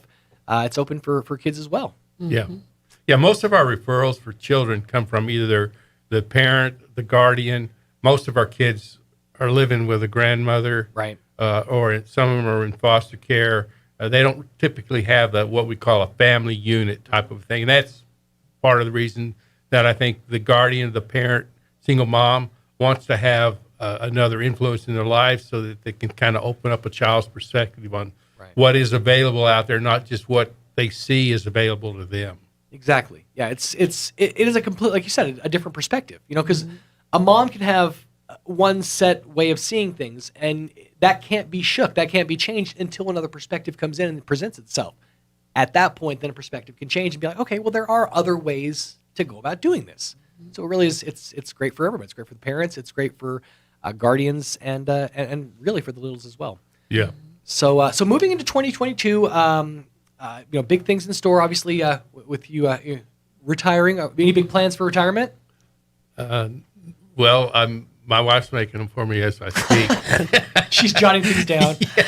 So travel, I'm assuming, maybe go see a few things, visit some family. Yep. Okay. We don't have anybody that lives here, so it's we either they've got to come here, or we've got to go there. But it'll be fun. There you go. Opportunities for moving on. But the program itself moves forward. Now, if folks want more information about Big Brothers Big Sisters are we still calling it Southeastern New Mexico? Yeah. Yes. Okay. So Big Brothers Big Sisters of Southeastern New Mexico. The website, little bit complicated, bbbsenm.org. Yep. Yeah. So I think you can just Google Big Brothers Big Sisters Roswell, New Mexico, and it'll bring you right to it. So I was just going to say, just keep hitting B's and S's on your keyboard until something pops up. Yeah, when I got there, I said, I got to change. Like, all our email addresses are that, too, at BBBSS. I'm thinking, but I've never changed. But most people, after a while, they understand what it is. I'm presented with a similar issue because I'm on the board of directors for Tobosa, and I have to tell people that our website is trytobosa.org. It's like, why not just Tobosa? It's already taken. That's not the point. Yeah. So try Tobosa, but yeah. So it's a similar problem that you have to kind of. I've learned to start explaining things in military because PVBC is our email. So I always say Peter Victor Bravo Charlie. It just makes things a little easier, Unless people are, oh, that's a really long email. Peter Victor Bravo Charlie. Oh, silly. The phonic, definitions. But so bbbsenm.org, or just Google Big Brothers Big Sisters of Roswell or Southeastern New Mexico, and that'll give you the info you need to know. Or call 627-2227, correct? Yep. And that's BBBS. Yes. Is it really?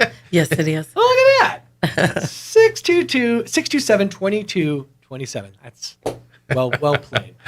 Well, congratulations. Well, thank you on your retirement. One other thing I want to say: the agency that we are partnering with now, last year they were voted the #1 agency in the whole United States for Big Brothers Big Sisters. Yes, awesome. And the lady that runs it is awesome, and she's been there probably for 25 years. That's great. She brings a lot to the table for people here in Roswell. That's one of the things that I wanted to make sure of, and I think our program's going to just continue to grow. It's easy to slip into that mindset of consolidation, and people could lose jobs, and it's the corporate structure. Whatever. This isn't. It's not like that. This is basically tapping into more resources. Not only more resources, but like you said, tapping into countrywide renowned programs that have been set up through the Albuquerque program. So I mean that's phenomenal. Yes, it's bigger and better for Big Brothers Big Sisters here in Southeastern New Mexico. I think it's great. It's awesome. Well, Bill, Kim, thank you guys so much for your time. We appreciate having you here. And obviously, as you're moving on to bigger and better things, I'm assuming Kim, you'll be the new face of Big Brothers moving forward. Yes. Awesome. Yes, and our local. She'll do a good job. Oh, absolutely. She's been the face of it, but just never in person. Yeah, behind the scenes. There you go. Yeah. You're the puppet master, but now you get to get down and do a little dancing. Yes. There you go. Well, thank you so much for your time. We appreciate having you guys here. And well, thank you. And I really appreciate I've probably been doing this with Mike I started in 2012, so it's been a while. Yeah. But almost 10 years. You guys have helped us out on everything that we do, and I really just from personally, you've helped me out a lot too, because I'll like I heard you this morning talking about us.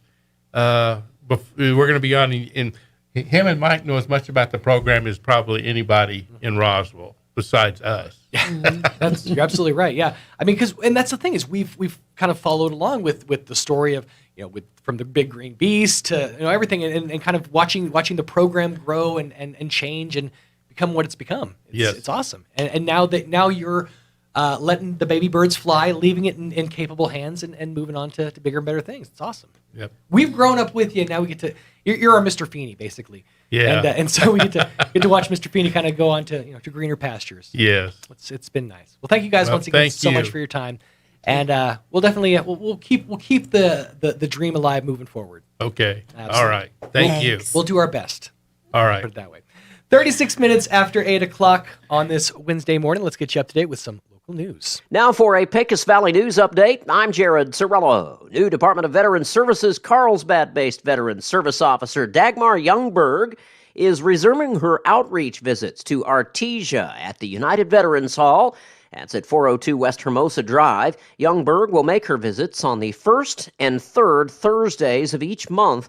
Visits begin in January on the 6th and the 20th. These outreach visits are by appointment only. Appointments can be made by contacting Youngberg by email or phone. That number is 575-988-5900.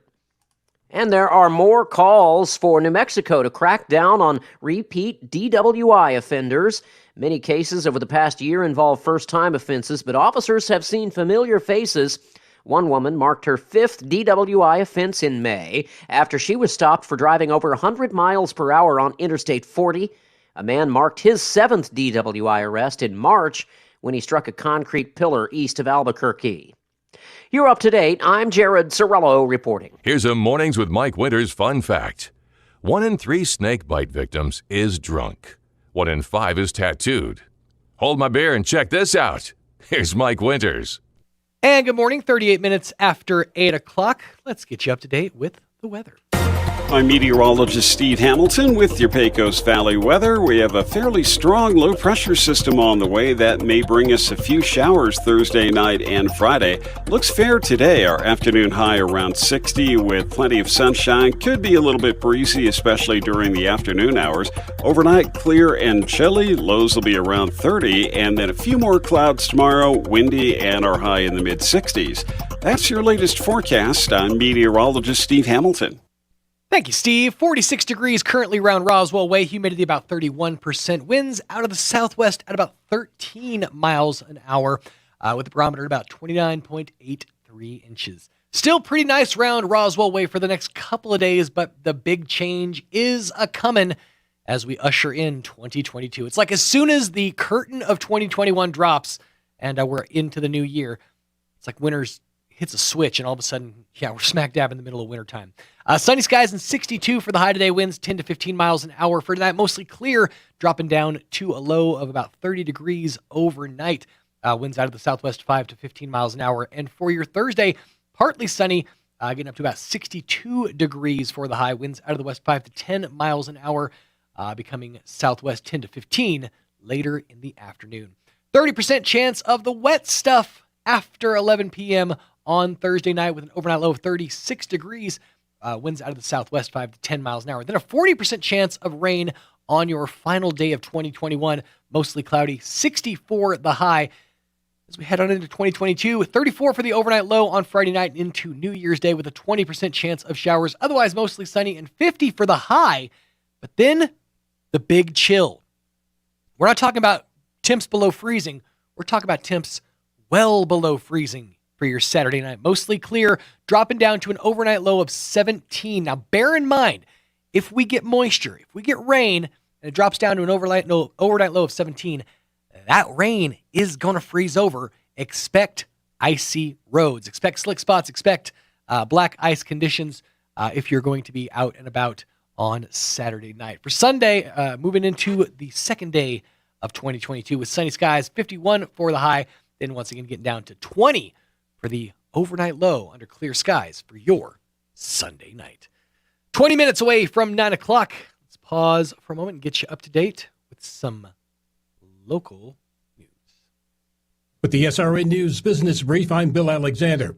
The air travel nightmare continues. U.S. Airlines continued canceling flights on Tuesday as the combination of COVID-19-driven staff shortages and the weather make big problems. There were more than 1,100 canceled flights by late afternoon on Tuesday, That's according to data tracker FlightAware. On Monday, almost 1,500 flights were canceled. The owner of a Miami-based payday loan company built hundreds of investors out of millions of dollars and repaid others with money he acquired from a Ponzi scheme. That's according to federal regulators. About 500 investors, many from South Florida's Venezuelan-American community, were taken in by Efrain Bittencourt Jr.'s sales pitch of high-interest returns on their investments in his short-term loan operation called Sky Group USA. On Wall Street, the Dow up 95 points, the Nasdaq down 89, and the S&P 500 dropped 4 points. With the SRN News Business Brief, I'm Bill Alexander in Washington. From macaroons to mattresses, these days folks are used to ordering just about everything. And it's no different at Roswell Ford. Here at the Tailgate Nation, it's time to order your new Ford. Yep, the Ford factories are working overtime to meet demand, and to get the new Ford truck or SUV you want, you need to order it.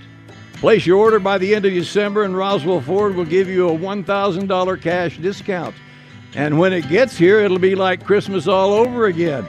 But if you're looking for instant gratification, Roswell Ford has more than 100 excellent pre-owned vehicles in stock and ready for delivery. Each one has passed a rigorous 139-point inspection, and each one comes with a 3-day money-back guarantee. And one last thing, wintertime is no time for car trouble, so bring your vehicle in for a complimentary winter vehicle inspection with any maintenance or repair.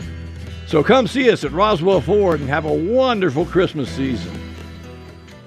Get ready to put 2021 in the rear view. The City of Roswell presents Rockin' Roswell 2022. Usher in the new year with hors d'oeuvres, a cash bar, and music by DJ Cool Arrow. Then at midnight, get ready for the glitter and gold balloon drop with up to $500 in cash prizes. Tickets are just $20 a person and $30 a couple and are available now at the Roswell Convention and Civic Center on North Main. Call 575-624-6860 to find out more. Rockin' Roswell 2022, Friday, December 31st, 9 p.m. at the Convention Center. Roswell Skin Center, a brand new state-of-the-art facility located in the 400 Penn Plaza building here in Roswell, is now accepting new patients. Dr. Brandon Cometti and his team offer a full range of skin care services, including general dermatology, surgical and cosmetic procedures, including cutting-edge laser rejuvenation, Botox, filler, laser hair removal, chemical peels, and other non-invasive options to improve skin health and turn back the hands of time. Call and schedule your appointment at Roswell Skin Center today, 208-2509. That's 208-2509. Susan, it's so great to finally be able to get together again. Oh, it sure is. And I really appreciate you picking up the bill. I'm happy to. I've got the extra cash. Since we've all been driving so much more again, I've been using Get Upside, the free gas app that pays you cash back for every gallon of gas you buy. Wait a minute. Are you saying you actually get paid cash when you buy gas with the Get Upside app? Yes, up to 25 cents a gallon. Cash back every time I buy gas. Does that actually add up to anything? Some months I make $200 to $300. Wow, that's serious extra cash. I'm downloading the free Get Upside app now. Download the free Get Upside app now in the App Store or Google Play to save up to 25 cents a gallon when you buy gas. Use promo code LIFT for a 25 cents a gallon bonus on your first tank. That's up to 50 cents a gallon on your next fill-up. You can cash out anytime to PayPal or an e-gift card for Amazon and other brands. Just download the free Get Upside app and use promo code LIFT for a 25 cents a gallon bonus on your first tank. That's code LIFT.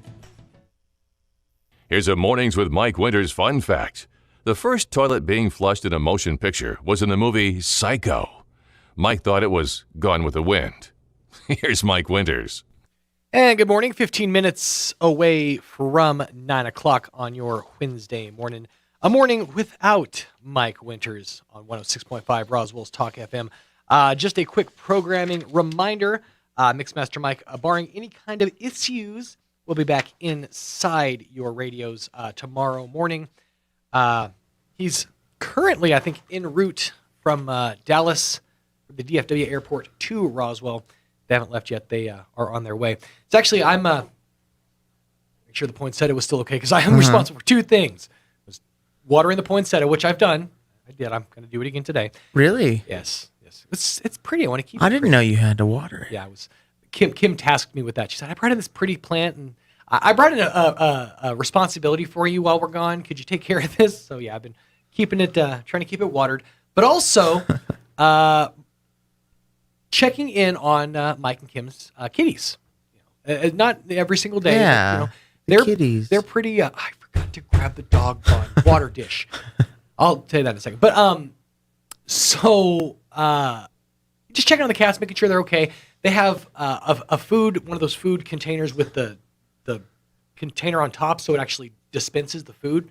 But it gets kind of stuck. So my whole thing is to go in there and just do this under the food thing to kind of shake some down into the bowl and make sure that their water dispenser still has water, because they have one of these really cool like daisy water fountain things, but it has to continuously have water so that they can obviously drink. Yeah. So I had to refill that. But so I was doing that last night as they were going to be gone. I said, I'll check on the kitties one more time, just make sure everything's good.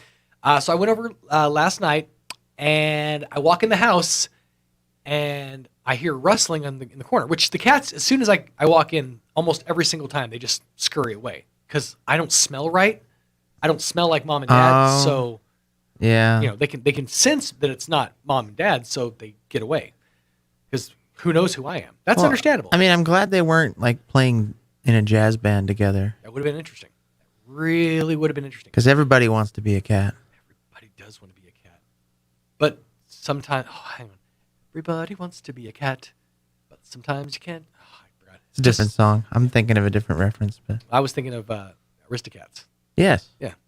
Sometimes problems come around we like were that. referencing the same thing. Not the same scene. Not the same scene. The same movie. You were thinking, everybody wants to be a cat. Yes. This is, by the way, the international symbol for for stand-up bass. And that one incredibly racist cat that nobody can talk about anymore. But no, they were fine. But no, I hear a sound off in the corner, and then a disembodied voice greeting me. Meow. And then I realize, I'm on camera right now. See, Mike and Kim. No. Mike and Kim. No. Oh, that's so weird. Have a nanny cam set up for their cats. But what kind of nanny cam? Is it obvious or not? It is once you see it. Once you find it. Ooh. It's right there on the. I don't want to give away too much about their house. It's right there on the mantelpiece. Basically, it's there to. I mean, you didn't have to say where it was. I was just saying more of like, is it like a teddy bear or something, or is it like it's a camera? I say nanny cam because that's the closest thing I could. It's a camera. It's not something that's like built into the fireplace. It's just a camera that they just stuck there. I think it's specifically designed for your pets because it's got, or your baby, I guess, because you can communicate through it. So it's got like a camera. Oh yeah, and you can talk through it. So they saw when I walked in. Sean. So it's like, no, here's the thing. How'd they get you? This is how passive aggressive Kim is. Did they record it too? I love Kim. I love her to death. I love Kim because I know so you much. can record it. That'd be amazing if they recorded you. She knew that I hadn't gone and checked on her cats at 7:00 last night because she said this. I got a text that said, "This is Kim. How are my kitty cats doing?" Now I was busy. Oh my gosh! I went home to clean some stuff, but she didn't say, just a reminder to go check out my cats. She said, "You've been there, right?" She knew I hadn't been there yet. She'd have seen me on camera if I'd have been there, so she knew I hadn't been there yet. Ooh. But I texted her back and said, I got hung up on some stuff. I apologize. I'm going to head over there right now. And see, here's what I thought happened. I thought she said, "Hey, how are my kitties?" And you said, "Oh, they're fine." You haven't been there. They're got you. They're good. They're fine. But yeah, so they were monitoring that. The other thing I forgot to do was bring the pillow in. Doggone it! I'm gonna have to go over there after the show and get some stuff taken care of. Catastrophe. Yeah, catastrophe. But yeah, so that was very odd that that I communicated, had a full blown conversation with both Kim and Mike through this two-way camera. Oh man, that's so fun because you can't see them, but they can see you. Yeah. And you don't know how long they were watching you for. No, but that's why I said they could totally just record whatever you're doing and then replay it. It really like gets. I want one of these for my house. I could have so much fun with this. What I want is I want a camera like this with the communication, but strap it to a drone, and then I could be here at work. Yeah, flying around my house. Tony, what are you up to? Well, the thing is you'd have to park it, and then you could fly it at any time that you want to. Yeah. It just basically you just want a mobile camera because you could do a Roomba too, something like that. I could do a Roomba would be or like any kind of just mobile car like remote control, as long as it has a camera on it, it's the same concept. A Roomba. It might not be as expensive. Actually, a Roomba might work out better for me because I have mostly wood floors. So not only would it clean, just something that you can control remotely and you can just stick a camera on. I wonder if I could train one of my cats to ride a Roomba. Maybe. I feel like Tony's... That's a little difficult, though. I feel like Tony's young enough that I could probably get into his head. And Stefan's stubborn. He's kind of set in his own ways. He's like, screw you. I'm not going to ride your Roomba. I bet I can get Tony to jump on board. I haven't tried it yet, but hop on, Tony. Yeah, jump on board. It'll be a good ride for you. But so communication with the nanny cam that was rather interesting. But all that to say that they are hopefully en route to Roswell as we speak. If not, they will. I hope so. Be heading out later on today. I was gonna say, maybe they're not. Is this not our takeover? Did we not succeed? If this is the takeover, we failed. We hit our takeover in the first hour and didn't hit our music. And also didn't start the stream. If this is the takeover, we failed. It's okay. This is our Trojan. We're here. Our Trojan horse happens to also have COVID. Yeah. So, but it's a lame horse. Yeah, it is a lame horse. But big thanks to everybody for sticking around with us on a morning without Mike Winters. Mike will be back once again inside your radios, barring any issues, tomorrow morning for these last couple of shows of 2021.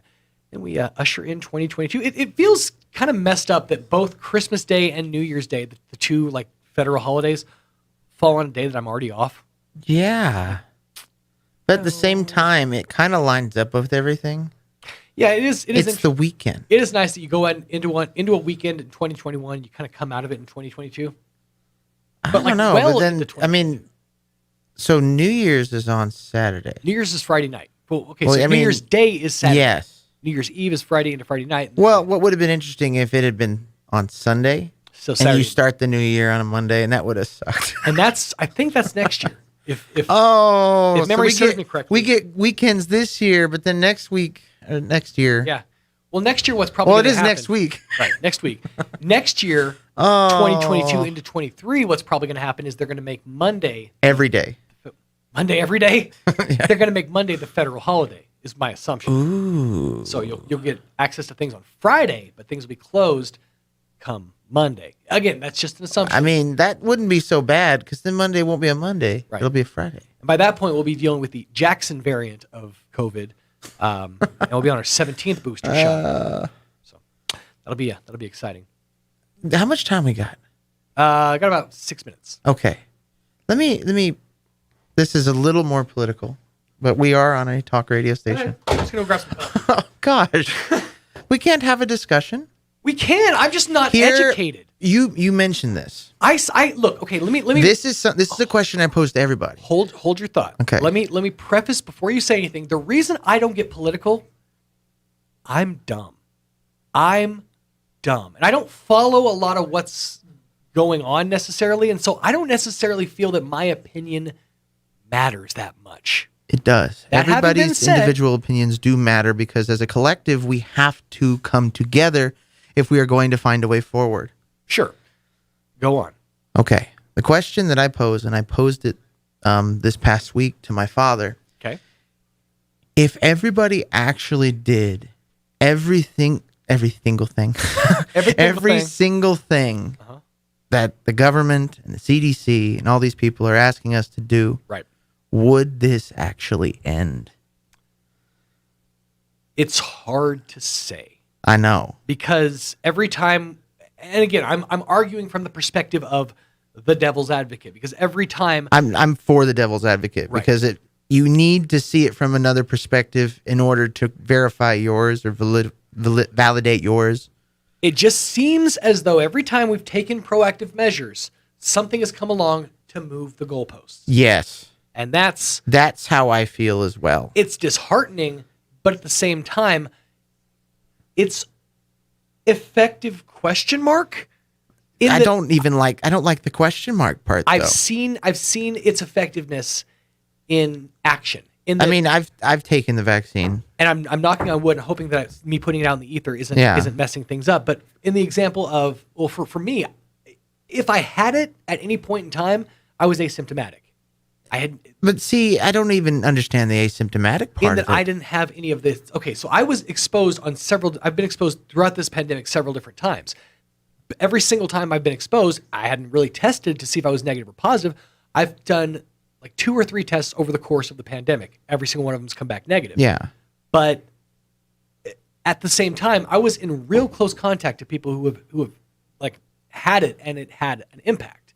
So the only thing I could chalk that up to that's the weird thing is it's just like there's people that have never gotten it. It picks and chooses. I guess they're lucky. I chalk it up to and there's people that have, and it's just wrecked them entirely. I chalk it up to preventative measures also. Yeah. Like another example, and I'm trying not to bring her example up because I don't want to jinx it. Right. But my girlfriend has not had it the entirety, and she's, again, preventative measures, masks, everything. Right. I don't want to be the one to jinx.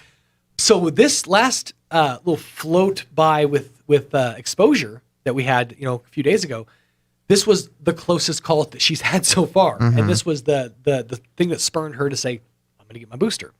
I'm thinking the same thing. It's like I've got plans in the next few months. I've got to leave the state. I need to have some peace of mind that I'm going to be okay if I have to get on a plane at some point. I guess my point is, I just hope that the goalposts stop at some point. I really hope that your joke does not come into fruition, that there's a million variants and a million different boosters. I say a million, that's an over-exaggeration, but if it keeps going that way, I really don't think anybody's going to believe it anymore. It's just, if you want us to conform to what you want, you need to sell it better. You need to make it to where it's not just, oh, well, here's this now. Here's this now. Unless that's how it's actually happening. I also feel like I can accept the reality of it. COVID itself has changed. It's morphed. Yes, if you look it at can. If you look at this new variant, it's faster spreading, but it's a weaker strain. Everybody's real quick to always say it's a weaker strain. It's a weaker strain. So as each new variant comes out, is it going to continue to be faster spreading, but also weaker? By the 7th or 8th variant, is it going to be so weak that it's not even going to matter anymore? At that point, I mean, I feel like maybe that's how we stomp it out, by just each variant, being released, being a little weaker than the last. By the time the 7th or 8th variant comes out, it's just so weak that we just step over it. Which is fine too. Right. I would like some more consistency. Sure. And I understand that this thing is something new that we haven't tackled, but at the same time, it's like, how many other various diseases have we dealt with? This is the only one that it's been this big versus the Spanish flu, I guess. Mm-hmm. But why is this one any different from every other thing you've tried to scare us with for the past 10, 20 years? What happened? What was the change? This thing is, it's on a grander scale. It's weird. It's on a worldwide scale. And so and this is also the first time that something like this has happened. We got to go here in a second. Yeah, that fine. We've had this much access to it via the internet, via social, via, 24-hour news. We're actually able to hear about it all the time. We see it in real time. 24/7. That having been said, I will say this.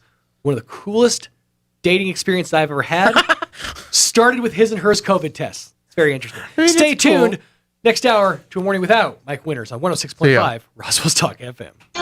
Bill Cunningham is now in Roswell on 106.5 FM KEND Roswell. News this hour from townhall.com. I'm Rich Thomason.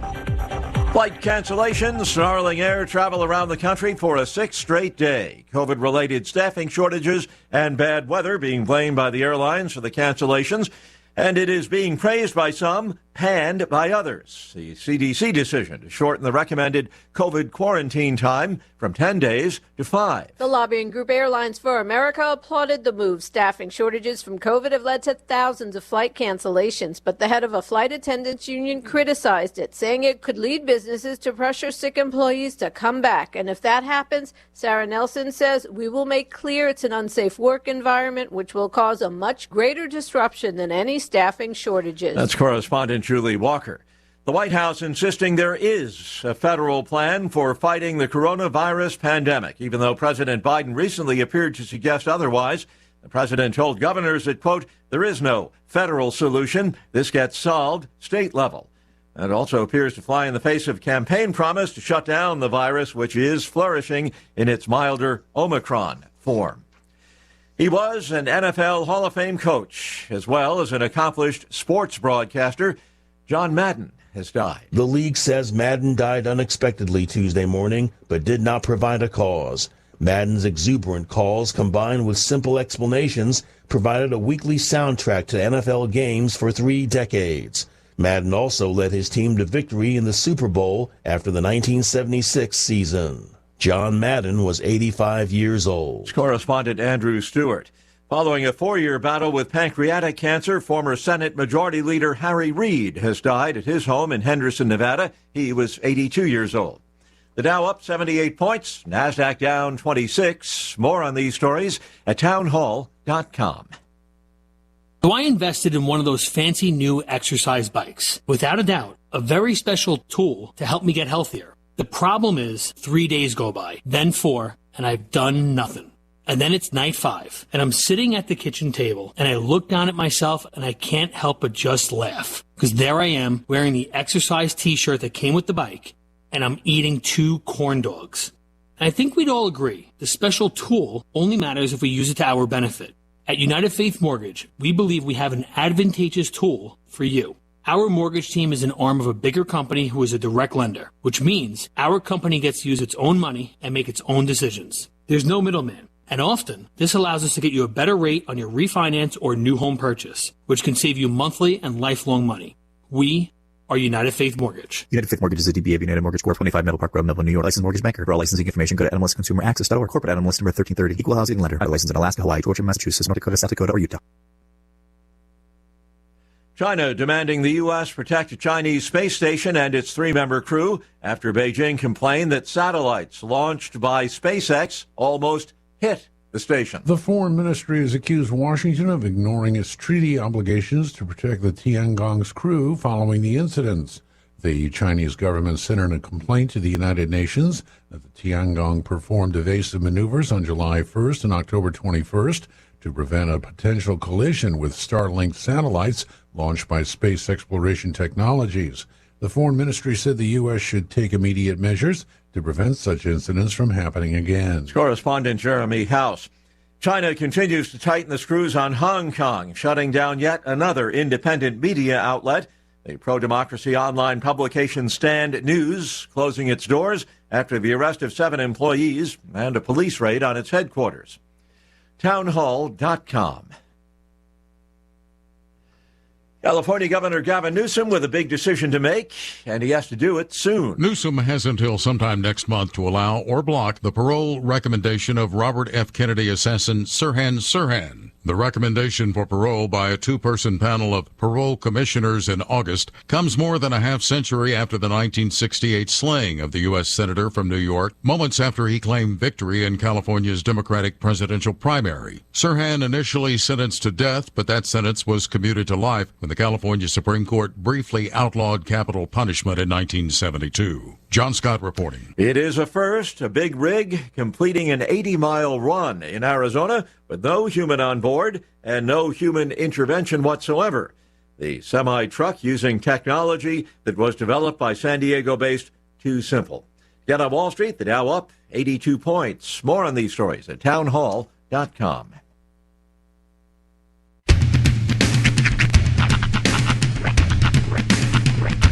What in the wide, wide world of sports is going on here? I promise you, whatever scum did this, not one man in this force will rest for 1 minute until he's behind bars. Now let's grab a bite to eat. Yeah, come on. I feel the hot wind on my shoulder and the touch of a world that is older. I hit the switch and check the number. Leave it on and then I slumber. I hear the rhythm ringing through it. Flamenco guitar and cumbia music. I hear the talking of the DJ. The travel listen, what does he say? I'm on a Mexican radio. I'm on a Mexican radio.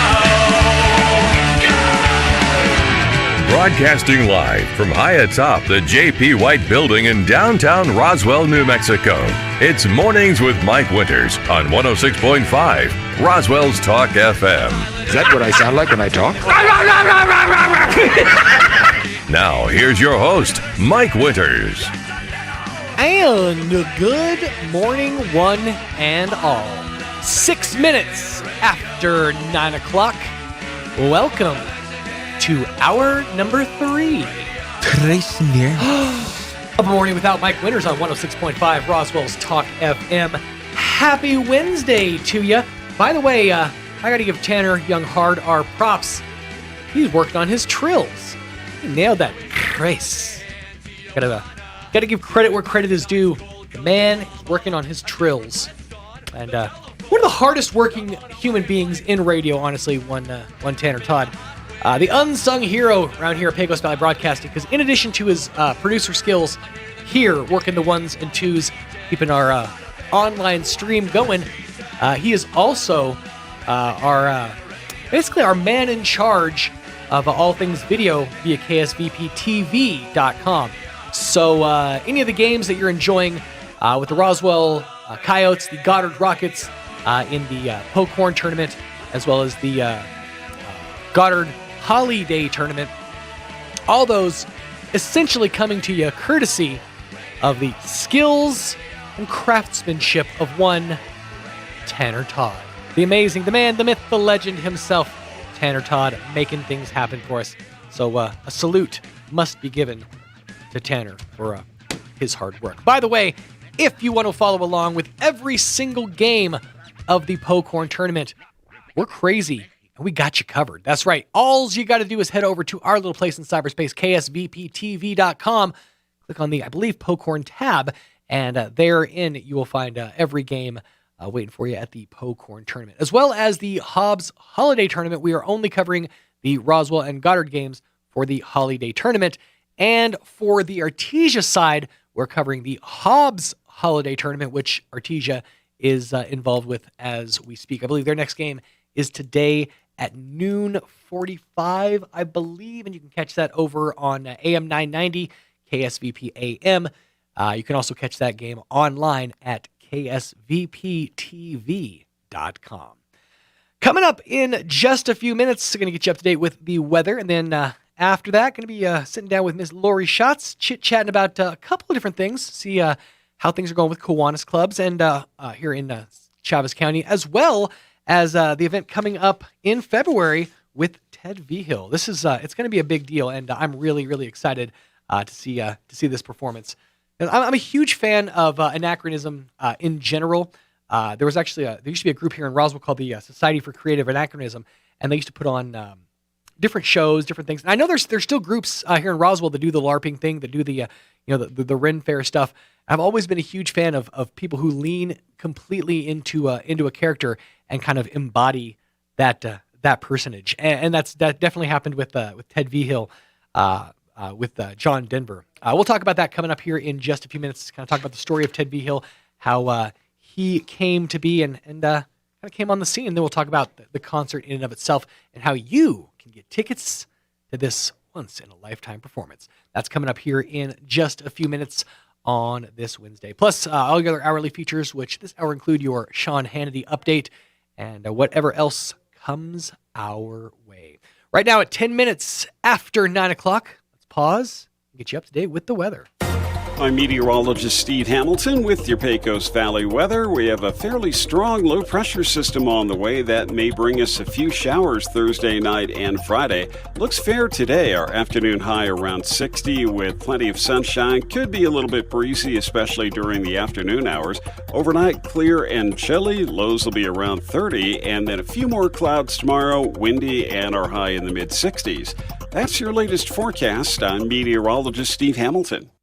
Thank you, Steve. Currently 52 degrees around Roswell Way. Absolutely beautiful outside, according to the window to my right. Gorgeous out there around Roswell Way. Humidity about 28%.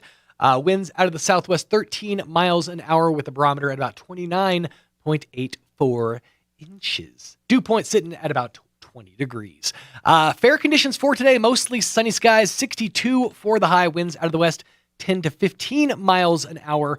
So enjoy the niceness while you got it, because as soon as 2022 comes along, it's like a switch gets flipped, and all of a sudden, we're in the dead of winter. Mostly clear, dropping down to an overnight low of 30, so slightly below freezing. The bitter cold is coming your way, though. Winds out of the west 5 to 10 miles an hour for tonight. For your Thursday, mostly sunny skies getting up to about 62 degrees for tomorrow. Winds out of the southwest 5 to 10 miles an hour, increasing between 10 to 15 later in the afternoon. 30% chance of rain sweeps into our area on Thursday night. Got us a chance of showers, thunderstorms after midnight, mostly cloudy, dropping down to 38 for the overnight low. It's like when the clouds roll in, we get insulated just a little bit, but that's going to go away real quick. 40% chance of rain for your final day of 2021.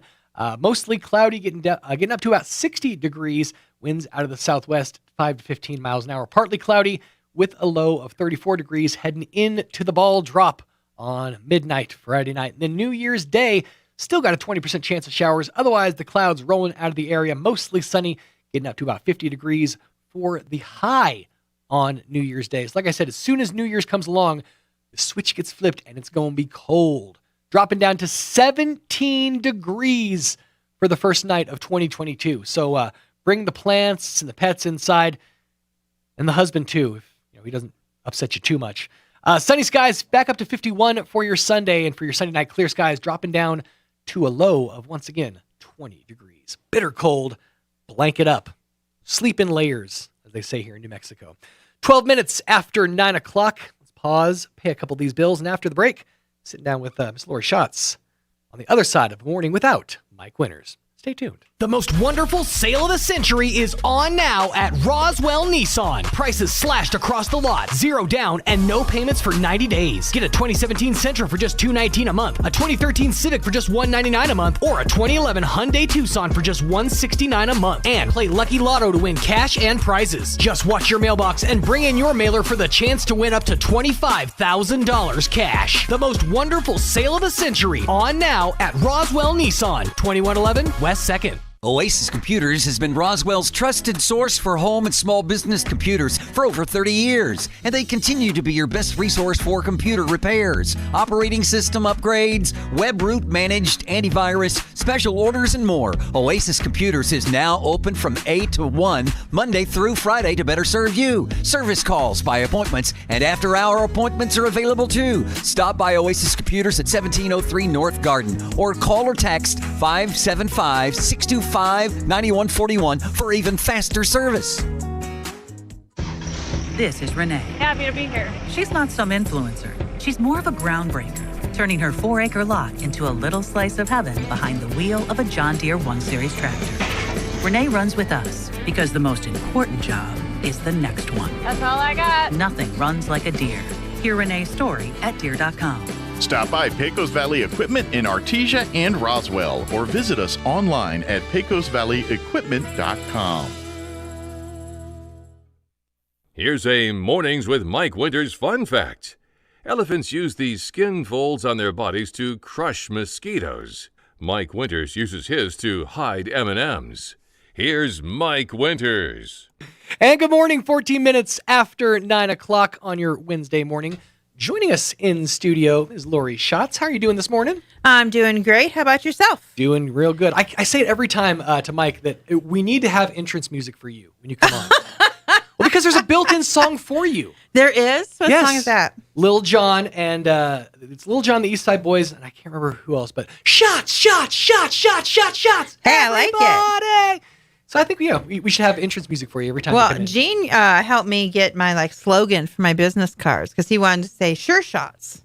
So it's Best Shots Productions, where we provide sure shows, or I can't remember exactly how it goes. But anyway, on the back of my business card, which I did not bring with me, and I told him, I said, this is O to you, because you never want to say best shots, you want to say sure shots. So I put it on the back of the business card. I like that. So now you guys have come up with my intro music. So I love it. Keep going. I don't have to be creative at all. Yeah, we're building your entire brand. Basically. You are. It's great. There you go. We do require a cut on the back end, but as long as that's understood, nothing was signed though.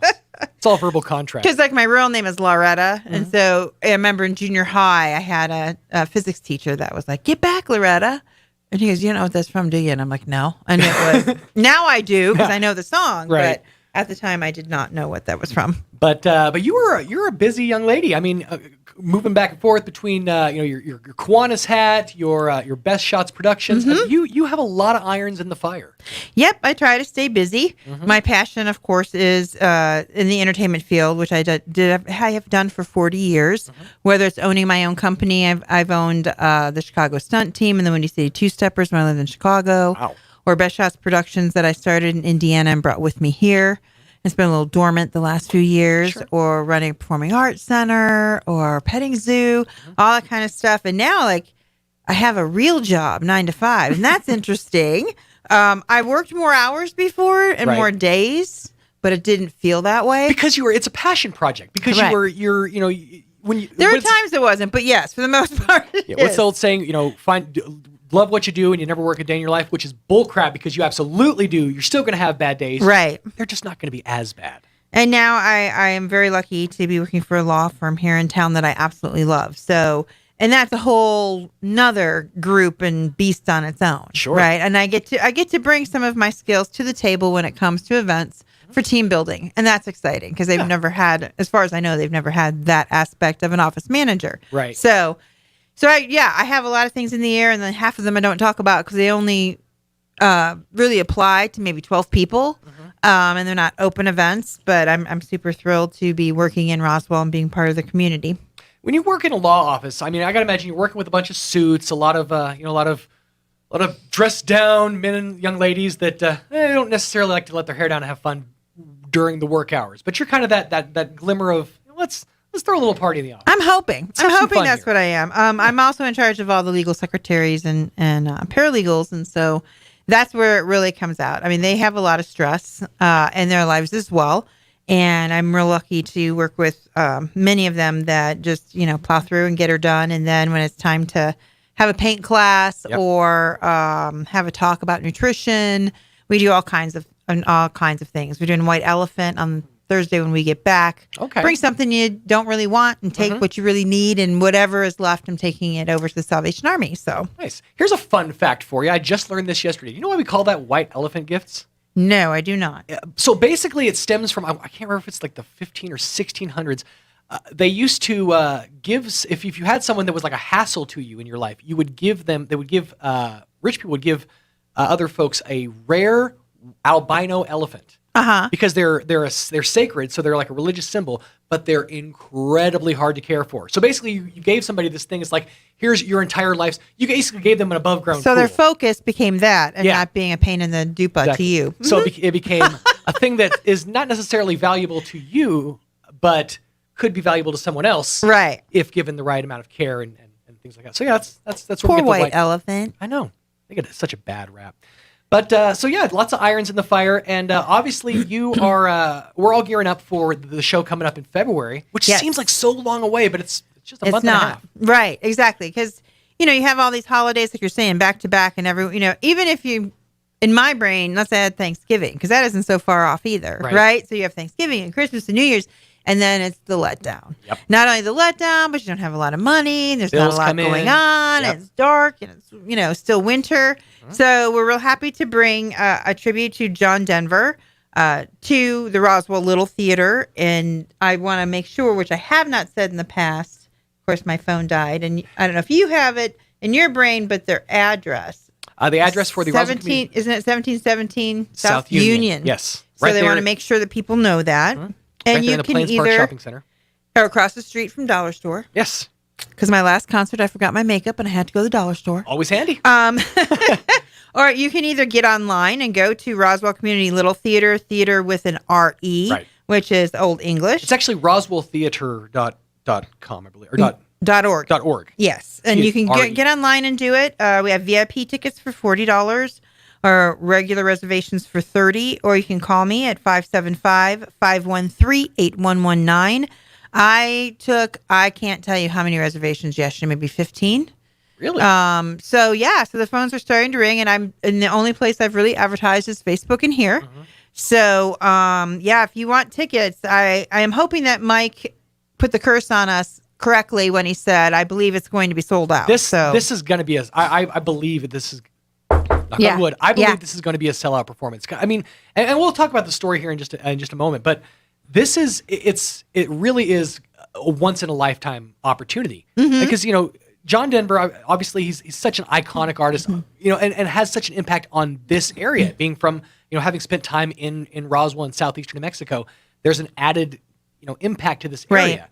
Right. And this guy, Ted Vigil, I mean, he's phenomenal in both, absorbing the character traits, the mannerisms, but also, the voice. It's absolutely phenomenal. I know you're talking about it this morning, and I know when I first contracted him and was talking to the agent, and then they sent me the PR pack, and I'm like, this is him or this is John Denver? Right. Like, am I allowed to use this image? Because you're like, we have to credit Getty Images, obviously, for the picture of John Denver. So they're like, no, that's him. That's actually Ted. So you can use it, and he's giving you the right to use it because you've signed the contract to bring him here. And I was just like, okay. But yeah, I totally agree with you. He looks exactly. It's uncanny. Mm-hmm. It really, really is. So let's talk for a second about Ted Vigil, because he stumbled into the performance of John Denver. Correct. He didn't go into music thinking I'm gonna do a John Denver thing. It just sort of happened, right? Right. Yeah. He was going to be part of a talent competition, and he showed up, and everyone said, "Oh my gosh, are you going to sing John Denver?" And he wasn't going to. Right. And then he went and learned a John Denver song and came in and sang it and won the whole competition. Then went to nationals and won that as well. And ever since then became the John Denver tribute artist. And it's because of the way he sounds, but it's also because of the way he looks. He's like you have said, the whole package. And for our performance, he can do this with a trio. He can do it with an orchestra. He can do it with just a band. But for us, it's going to be him and an acoustic guitar. And he has a slideshow behind him of John Denver's life, which will include parts of him living here in Roswell. Awesome. And his dad used to be part of an NMI, and then became his private pilot for his private plane, and that's where his love for flying came from. That's such a trip. I mean, because his father wasn't necessarily, behind him at the beginning. No, saying, Dad, I'm gonna be a singer.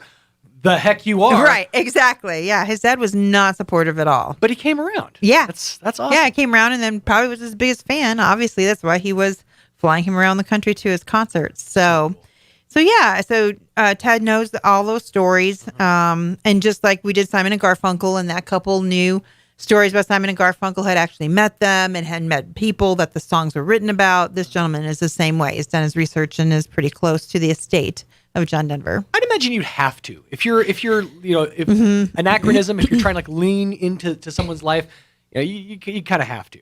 Right. I mean, because you're going to be asked those questions. And I mean, I produced a Patsy Cline show, and every time I did, there was at least one person that came out and looked at Patsy and said, "I'm so glad you made it through the plane crash." And I'm like, okay, that's not really her. She actually did die in the plane crash. And that's the same way, I'm sure, with the tribute. I mean, what was different about the last one was it was a husband and wife. Sure. So, Simon and Garfunkel are still alive. But a lot of tributes, they're done to those that are not with us anymore. Right. So it's great. I mean, to me, that would be the biggest compliment ever, So I'm hoping that maybe many people feel that way when they see him. So that's actually why I wear the beard, because without the beard, I look so much like Ed Sheeran that people just goad me to sing at parties. Like I can't do that anymore. I can't do it without the beard. No. Can't with my Ed Sheeran good looks. Now, does he when Ted performs, does he perform as Ted, or does he lean fully into the character? He kind of does a mixture. Okay. Yeah.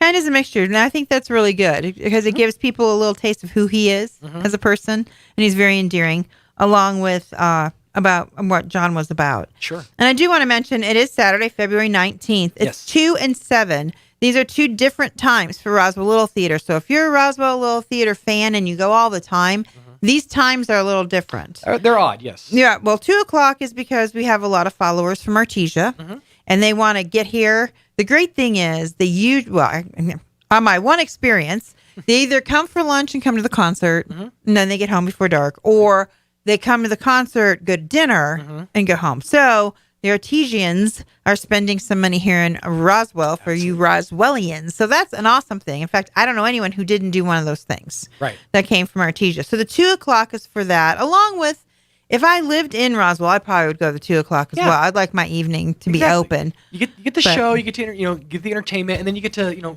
gather with your friends and talk about it afterwards. Right. And then, of course, the 7 o'clock we had at 7:30 last time. And because of us being still in winter, I mean, we just started winter now at the end of December. It's still going to be a little darker. I decided to move it up a little bit by half an hour. We did it at 7:30 last time, and it seemed like there was too much of a lag time between the two. Right. So we moved it to 7, so we'll be over by 9. And again, you can still be home at a decent hour. So you can still go out to eat at 5:30, still make the concert. And if you get a VIP, there are snacks that will be there and wine. And you get to have the best seats in the house, along with meeting Ted prior to the concert, which is a little different. That's awesome. It's only $10 more. Yeah. That's phenomenal. For that little bit more, you're getting so much more. Right. And we keep that room open at intermission. So Ted will not be in the room at intermission, but if you...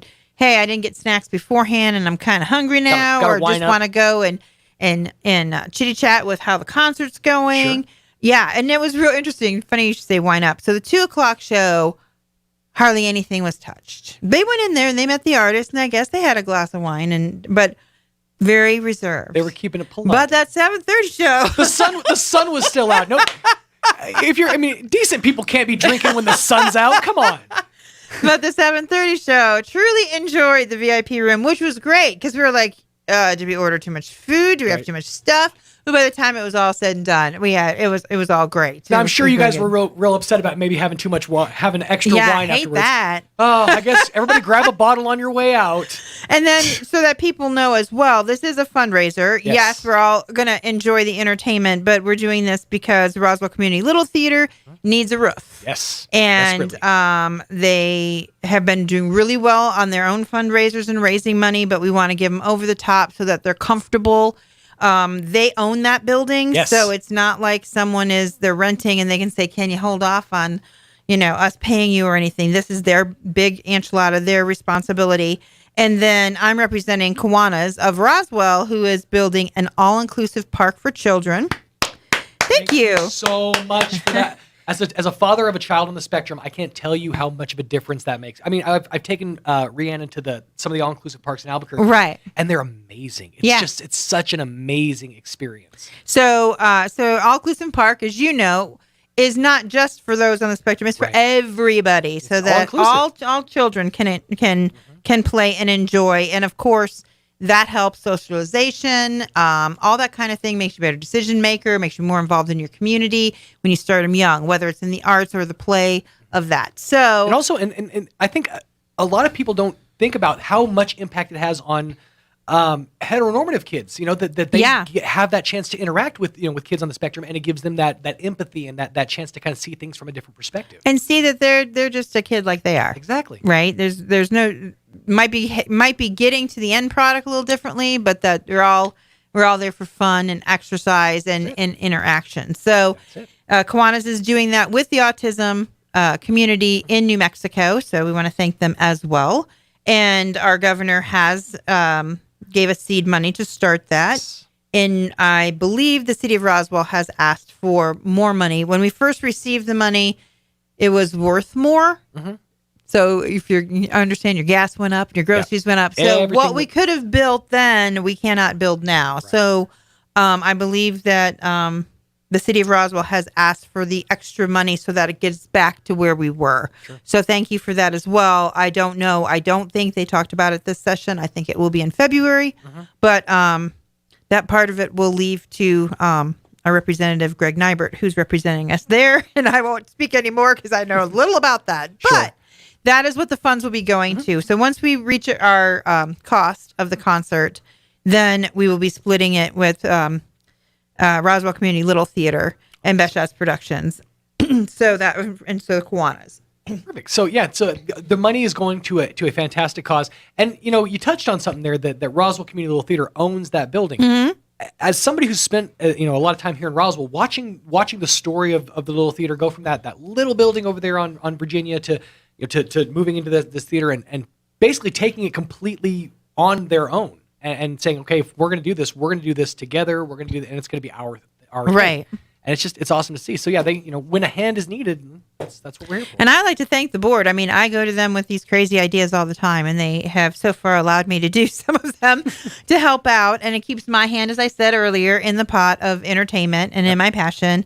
And Alethea, who is their president, has been fantastic to work with. We work on the postcards together. We work on, it's funny because she said, if we're going to do radio interviews, it has to be at 9:15. And I'm like a way early person. So I'm like, okay, it can be at 7:15. She's like, no, I'm not coming. And that's fine. That's fine. But I really appreciate Roswell Community Little Theater. I will say our last concert, which was also a fundraiser, we met cost and both groups made money. Awesome. And so we had not a sponsor in sight. Right. We had foodie sponsors, but we didn't have sponsors for the concert. So we are looking for sponsors for this concert so that when we get the ticket money in, it goes totally towards the organizations that need it for their projects. So sponsorships are available if you're a business or an organization that's listening and thinks, I'd like to be a part of this. I'd like to help out. Sponsorships are available, and your money will go to an absolutely amazing cause. Right, and you'll get some tickets so that you can come, or maybe a group of you can come, depending on the level of sponsorship. Sure. So, and I'll be hitting those up a little harder after the first of the year. Of course, I didn't want to start it now with the holidays. We know that we can do it. We know that we can make the money, but it would be a lot better if we had the sponsorship there. So we'll look into that after. January 3rd, we'll after start the holiday hump. Right, we'll start knocking on your door and asking, and you don't have to be from here. I mean, the all-inclusive park. The only other place that there's one that's officially that is Rio Grande, right, in New Mexico. So we'll be the only one in Southeast New Mexico that we know of, according to the state. So it is not just Roswell. So I appreciate those in Artesia. A lot of them asked me, "Is this going to be a fundraiser again? Is it going for that park you're interested in helping out?" So. Yes, and yes, along with having the Roswell Community Little Theater. Yep. And what's cool is people came from Artesia for the last concert, and now they're coming to Roswell Little Theater for the shows. Mm-hmm. So that's really cool to see happening too. We tapped into a market that most people hadn't thought about, and there's sort of a bit of a hole in Artesia with with things closing down there as far as like their performances, a lot of their stuff at the theater. That shall not be named. There's a bit of a hole there, and I think that hole is kind of being filled with the little theater and with some of the more creative endeavors happening here in Roswell. Mm-hmm. Yeah, it's worth the trip. Right, exactly. Yeah, and so I'm real happy that I've been able to connect with them, like I said, with Alethea and the rest of the board and the little theater. I'm a member, and they've never had a member that hasn't been like in their show or directed shows. Mm-hmm. And they're like, so you want to be a member and you're not? I'm like, well, don't you have membership? And so hopefully maybe we can get that going for them as well. You can be a member just because you're enthusiasts, not because you're in any of the productions or anything like that. They also have subscriptions if you want to see all their shows next season, which I know that they're going to be announcing their shows in the next few months. I've heard some rumors. I've heard some rumblings of some real 22nd to 23rd. 2022 and 2023 was their season. So. And their tickets are very, very reasonable. So I would get on it now before they realize they could raise the rates because everything else is raising. That's it. But so again, it's, where do we say, 1717 South Union is where they're located. And you can give me a call at 575-513-8119 if you're interested in tickets for the tribute to John Denver. VIP is $40.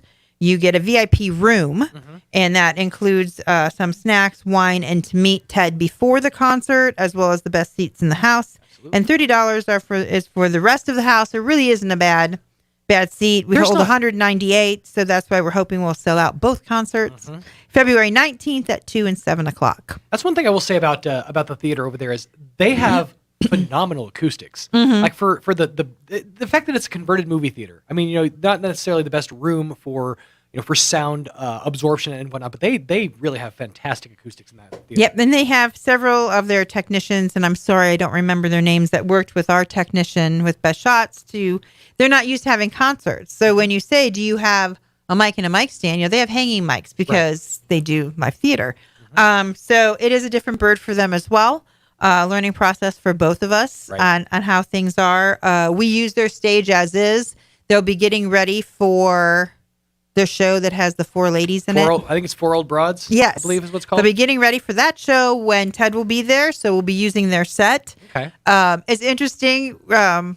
Some of the people that I know that aren't used to that is like, well, what was that behind them last time?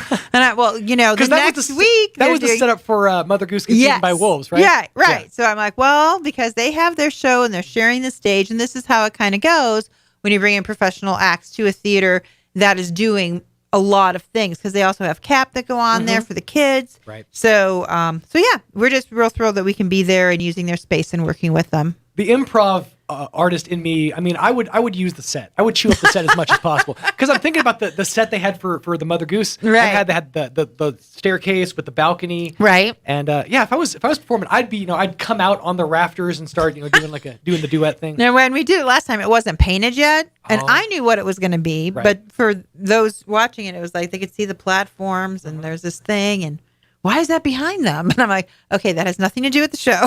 Folks, you're just seeing how the sausage gets made. Exactly. You're seeing the magic of theater right there. And it was interesting because I went to Mother Goose a few weeks later with some of the people that had come to the concert. And we get it. There right? it is. Right now it makes sense. Yeah. So you thought that, the magic of theater is just ta-ching, but it's not. It's a lot of blood, sweat, and tears to get it ready. So a lot of hands in a lot of different places. Well, you guys are constantly on the move. Best Shots Productions, Kiwanis. I mean, everybody just moving. So tickets available, but like you said, they are going fast. Yeah. I mean, I was super surprised at how busy I was. Absolutely. Get them quick. Once again, 575-513-8119 for tickets and more information. $30 reservations, $40 for VIP. Spend the extra $10. It's absolutely going to be worth it. This is we said, a once in a lifetime show. A chance to see an artist that embodies John Denver and the music and the life, and it's really cool. And the connection to Roswell. Yeah, absolutely. So get your tickets before they are gone. February 19th, 2 p.m. and 7 p.m., 2 shows. Any possibility of a third show getting added if we get... I don't know. We'll have to see how tickets go. I'd have to ask maybe 4 weeks before the agent to see how things would go. He is coming actually from Arizona. Okay. From 2 concerts there. So we're en route. I don't know if he's en route to the next one in between us, but... Awesome, but never say never. Make it the best problem that Lori could have is, do we add a third show? These tickets are going so fast. February 19th, 2 p.m., 7 p.m. Once again, tickets and more info 575-513-8119, or head to Roswell Theater with an RE.org for all the info that you need to know. Well, Lori, thank you so much for your time. Thank you. And your travel. Yeah. I'm not sure if Gene's reimbursing you for the travel expenses. No. And I just want to do a shout out. We are going to do a pancake breakfast for Kiwanis in 2022. So keep your eyes and ears open for that. We'll be selling tickets soon. The best pancakes in the game. Especially Mickey Mouse pancakes. I'm telling you what. You guys, the Kiwanis Club upped my pancake, like my home pancake game. I'm like, if they're doing these on on a mass scale, I should be able to bump my figure this out at home, right? They should at least be round, right? That's kind of what I'm going for. If I can get round, I'm happy. That's really all a guy can hope for these days. Well, Lori, thank you so much for your time, and thanks, Sean, and thanks for subbing for Mike, and I hope Mike has safe travels back for tomorrow's show. Absolutely. Knock on wood, we'll have him back in the captain's chair tomorrow. All right. Thanks again. 39 minutes after 9 o'clock. Let's get you up to date with the weather. Now for a Pecos Valley news update, I'm Jared Cirillo. New Department of Veterans Services Carlsbad-based Veteran Service Officer Dagmar Youngberg is resuming her outreach visits to Artesia at the United Veterans Hall. That's at 402 West Hermosa Drive. Youngberg will make her visits on the first and third Thursdays of each month. Visits begin in January on the 6th and the 20th.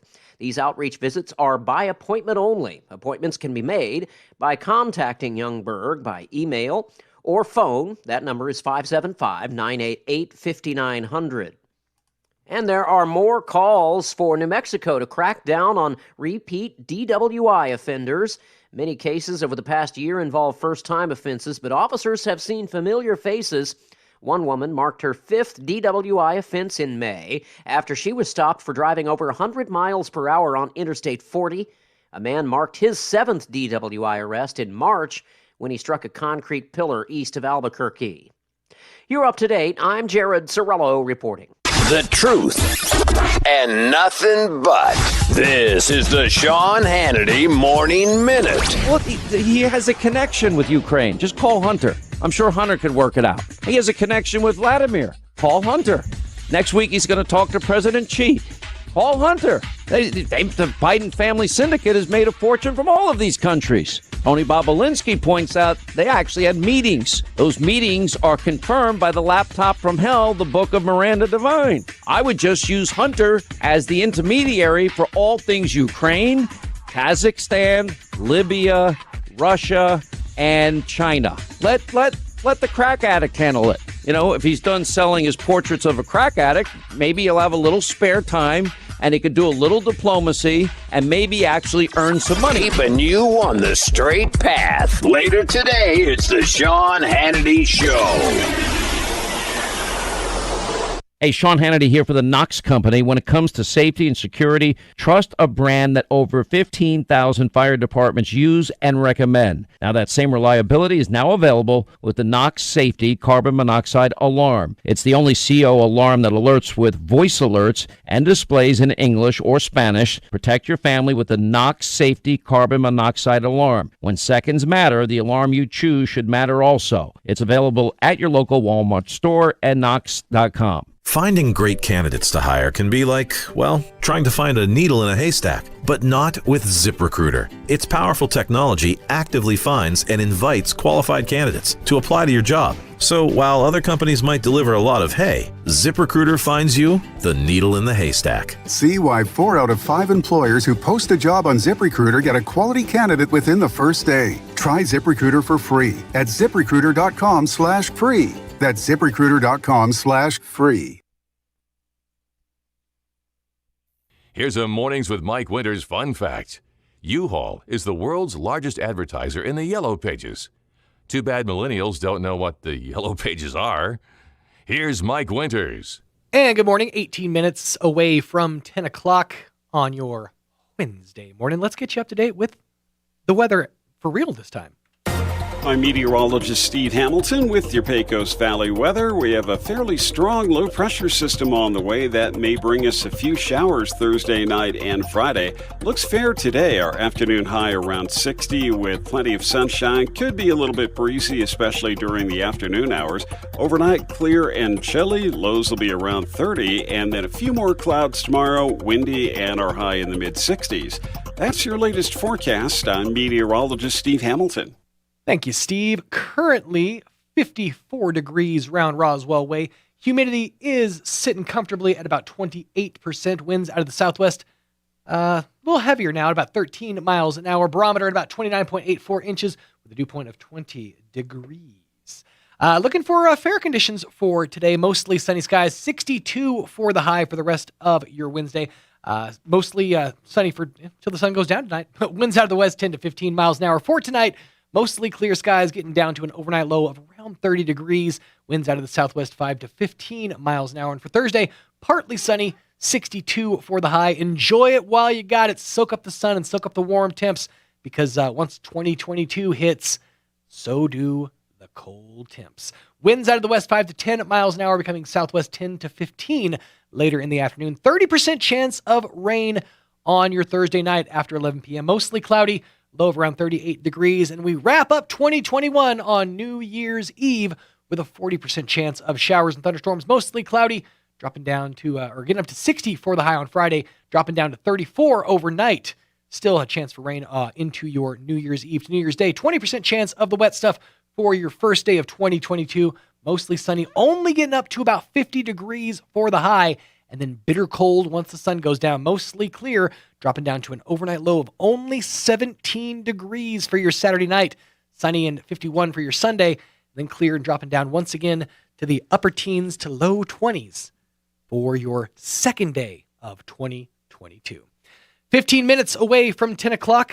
Let's pause and get you up to date with the Chaves County Sports Report. It's time for the Chavez County Sports Report. It was the opening day of both the Pogue Horn Boys Basketball Tournament and the Goddard Girls Holiday Classic yesterday, and it was by and large a good day for the local teams. On the boys' side, Goddard defeated Bloomfield 55-44. Noah Reese 15 points, 7 rebounds, and Goddard will be back in action today in the semifinal round and that'll be against Carlsbad, by the way. Roswell defeated Gadsden, no problem there, 81-45 for the Coyotes. Now on the girls' side, it was Goddard knocking off a pretty good academy team, 52-34. Goddard now 5-5 on the season. They'll take on Bloomfield in the semifinal today at 2:30. Roswell, though, trouble against Santa Fe. The Demonettes, I should say, win that 43-18. Sports Report brought to you by DSI. Call DSI for all your office technology needs. I'm Eric Butler at Roswell's Talk FM 106.5.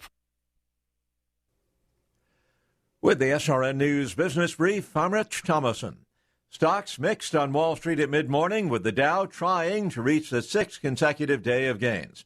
Indonesia lifting its ban on Boeing 737 MAX aircraft. The lifting of the ban comes 3 years after one aircraft crashed shortly after takeoff, killing all 189 people on board.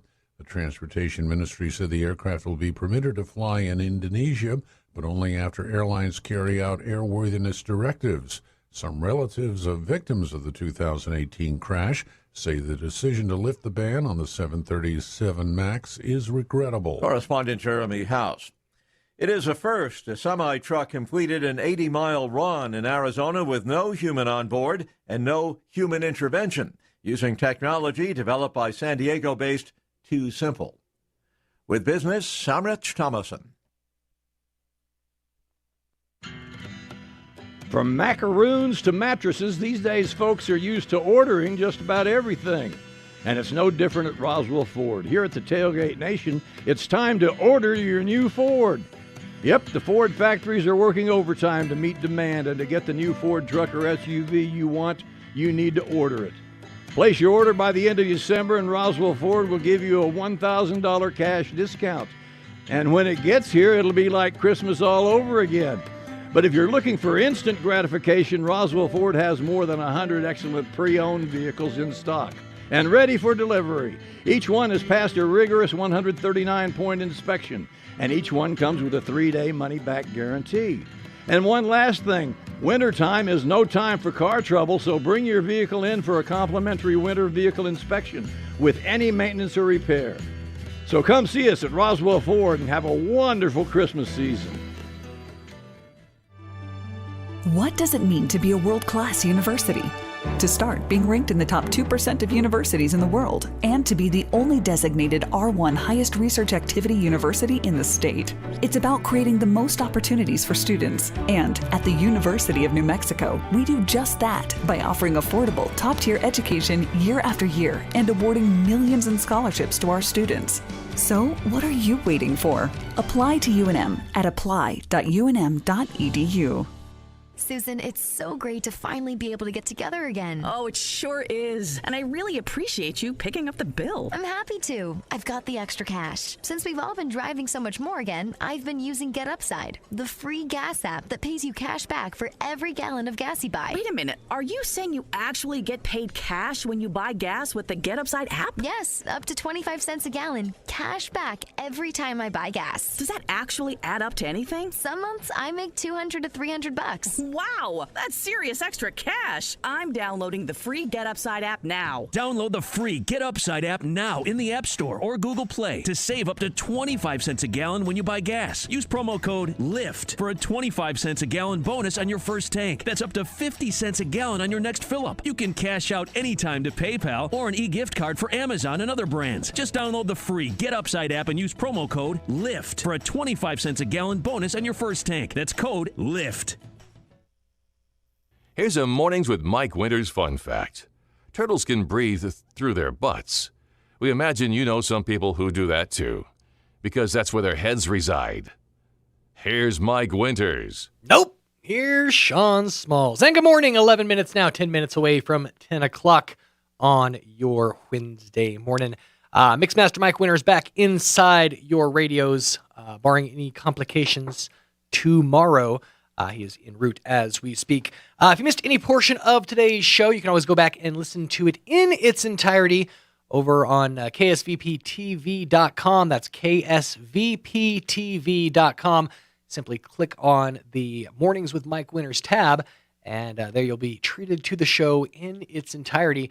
And, of course, here in just a bit, once the chaos and confusion of the morning calms down, and obviously with Tanner being busy with other things, the Pokecorn tournament, all the other stuff, as he has the ability, he'll get those interviews that we had today up on the Facebook page, facebook.com. Just search for 106.5 Roswell's Talk FM. But a big, big thanks to Tanner for all the hard work that he does, putting in the hours and the clicks to make sure that we have content available for you at your fingertips and for you to consume as you see fit.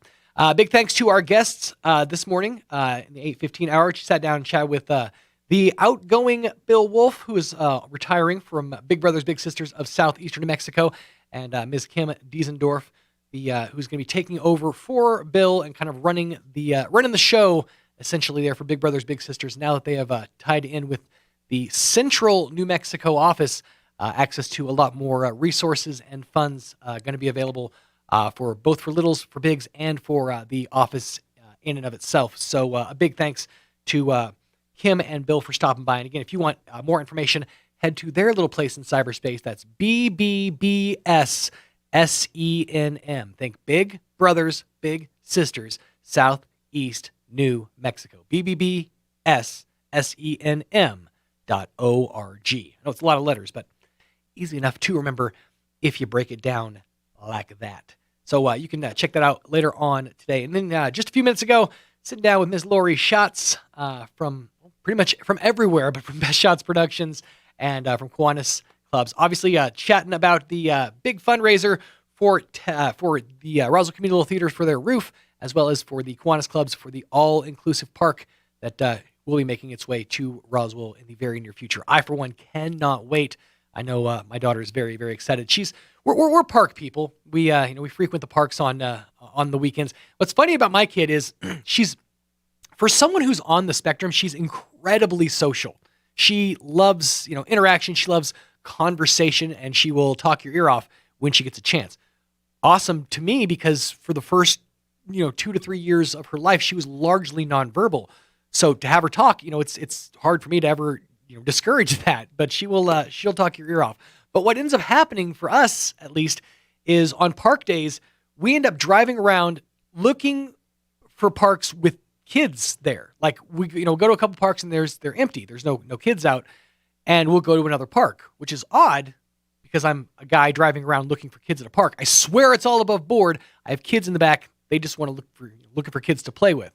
But we end up at one of the parks with kids. But this park is awesome because it allows kids of all ages, of all levels, to come together and play and just be kids for a little while. It's just an awesome opportunity. And I, for one, am all for this park's construction and getting it set up. But in order to do that, we need the funds. So with that in mind, Ted V. Hill going to be taking the stage for 2 performances, 2 p.m. and 7 p.m., taking on the talents and really the likeness of one John Denver. So if you want to get Colorado Rocky Mountain High, well, we can do that for you. February 19th, that's Saturday, 2 p.m. and 7 p.m. at the Roswell Community Little Theater. Tickets are available, just $30 reserved, $40 VIP. Bump the extra $10 up and go for the VIP experience. You will not regret being a very important person. It's all going down Saturday, February 19th. Again, tickets are available, $30 and $40 respectively. You can get more info at Roswell Theater with an RE.org, or by calling Ms. Lori at 575-513-8119 for all of the info that you need to know. And that's again going down Saturday, February 19th, 2 p.m. and 7 p.m. at the Roswell Community Little Theater. 6 minutes away from 10 o'clock. Got a few more minutes to kill. I'm going to see if I can goad young Hard R to come into the studio. He's hiding in the production cave. Are we calling it the cave? Tanner, come talk to me. I'm lonely in here all by myself. He's probably in the middle of a nap or something. I know. The guy works hard. I mean, let's face it. The guy is one of the hardest working people in Pecos Valley broadcasting as a whole. I mean, constantly on the move. Keep making sure all the games are on where they're supposed to be. You got 3 games today? Yes, both at Goddard and Roswell High. So you're going to be bouncing back and forth. Yeah, Roy's covering the other. Okay, because I can't be in 2 places at once. They haven't mastered that technology yet? No. They won't let you split your atoms? Though, if I could, I would. You know now that technology exists, I can technically be in 2 places at once, sort of. Sort of. In that today, for example, I'm on 2 morning shows. Oh, yes. Yeah, because I'm here. See, yes, with yours, you can. Absolutely. I'm here. I don't know live. how you do it. Well, you're not running back and forth. Here's the thing. Pecos Valley Broadcasting has the technology to split atoms, but it's proprietary. So we can't exactly share it with... I'm trying to find the sweet spot of the mic because I'm real echoey up here. But we can't share it with the rest of the public. So we have the technology to split atoms. I'm surprised they haven't shared that with the sports, with the KSVPTV.com. I think it's just pertaining to you and radio. It could very well be. But yeah, so you're going to be starting your day at Goddard and then heading to Roswell High? No. Okay. For right now, Roy is covering the games at Roswell High. I'm covering the games at Goddard. So all the equipment set up, thankfully. We got permission to leave it. Nice. And I'm very happy about that. Yeah, because that's a hassle. That's the one thing. I mean, the events in of themselves, those are fun. People don't think about the setup and teardown. Oh, we've simplified it. We're almost there. I will say that doing this over and over again, the way that we have over the years, you with all the equipment with the camera stuff. The way we used to do it, it's insane. Right. It's streamlined. We're doing it way better now. It's a lot more streamlined in that, we know exactly, like once I'm done with a remote broadcast, I shut off. Like I focus. I'm like, I stop. I see. Till next time, be seeing you. Laptop down, unplug. It's like I go into that mode. I'm kind of that way too. And I've got it down to where it's like 8 to 10 minutes. I can get the broadcast side of things broken down. Then, it's the other ancillary stuff, the generator, the tent, stuff like that takes a little more time. Oh, yeah, I know how long it takes. I've done it enough times. I'm just like, all right, breakdown. But the faster I get it done, the sooner I can go. Because we've done it the way we do it, we're almost like we've been training for like sprint running or something. Like we've shaved seconds off of our setup and teardown time. Well, I just like it afterward because there's no pressure. Mm-hmm. You just take it down and it's up to you. Yeah. Versus the setup where it's like you have to get it done before a certain amount of time. You got the time constraint, exactly, yeah. Too bad. You got to get it done. But that having been said, the time constraint works on the other side too, because my mindset is, well, now I got to get this done because I have a sitter. So I got to get the kids you still have the pressure then. Or I'm having to pay for an extra hour. At that point, what's the point of the remote? At least from my perspective. There's definitely points. No, I agree with that. You need to find a cost-efficient way of getting your kids taken care of where you don't lose the money. Yeah. Well, and I've thought about indentured servitude, but it turns out they're still like 1 or 2 years shy of that. My son is incredibly proficient with a pickaxe, though, so I'm trying to figure out how I can utilize that. Is Liberia a country? Yes, it is. But is Libya and Liberia are both countries? 2 different countries. In fact, here's a fun fact for you. Well, one of them still has slavery, and that's kind of bad. I want to say it's Libya. Probably. It's in Egypt. Liberia. Well, it's next to Egypt. Liberia is one of the only countries that accepts. I'm sure. Let me rephrase that. They are a production. They produce currency that is sold in America. Have you ever seen like those coins? Like the commemorative coins or whatever, like the 9/11 coins. They're actual tender in that country, in Liberia. They're actual tender. Like you can use that coin in Liberia. I mean, it's a physical object, so sure. Right. But I mean, you like it's. But I mean, what's the base? Currency. How do you price them? I don't know. I mean, I would assume it's probably like. I mean, if I got the rare commemorative Spider-Man coin, I could get like 10 cows for it. I don't. Yeah. How does that work? I'm assuming it's like 10 cows and like a herd of goats. But why is that one more valuable than the? Sure. I don't know. See, now you're getting into complex monetary systems, and we don't have time for that. We got to go. Time to wrap things up on this morning without Mike Winters. Makes you think. It does. Big thank you to everybody for joining us on this Wednesday morning. Travis and Sexton on the way up next. And Mixmaster Mike Winters back inside your radios tomorrow morning on A Morning with Mike Winters. See you then. Hugh Hewitt is now in Roswell on 106.5 FM KEND Roswell.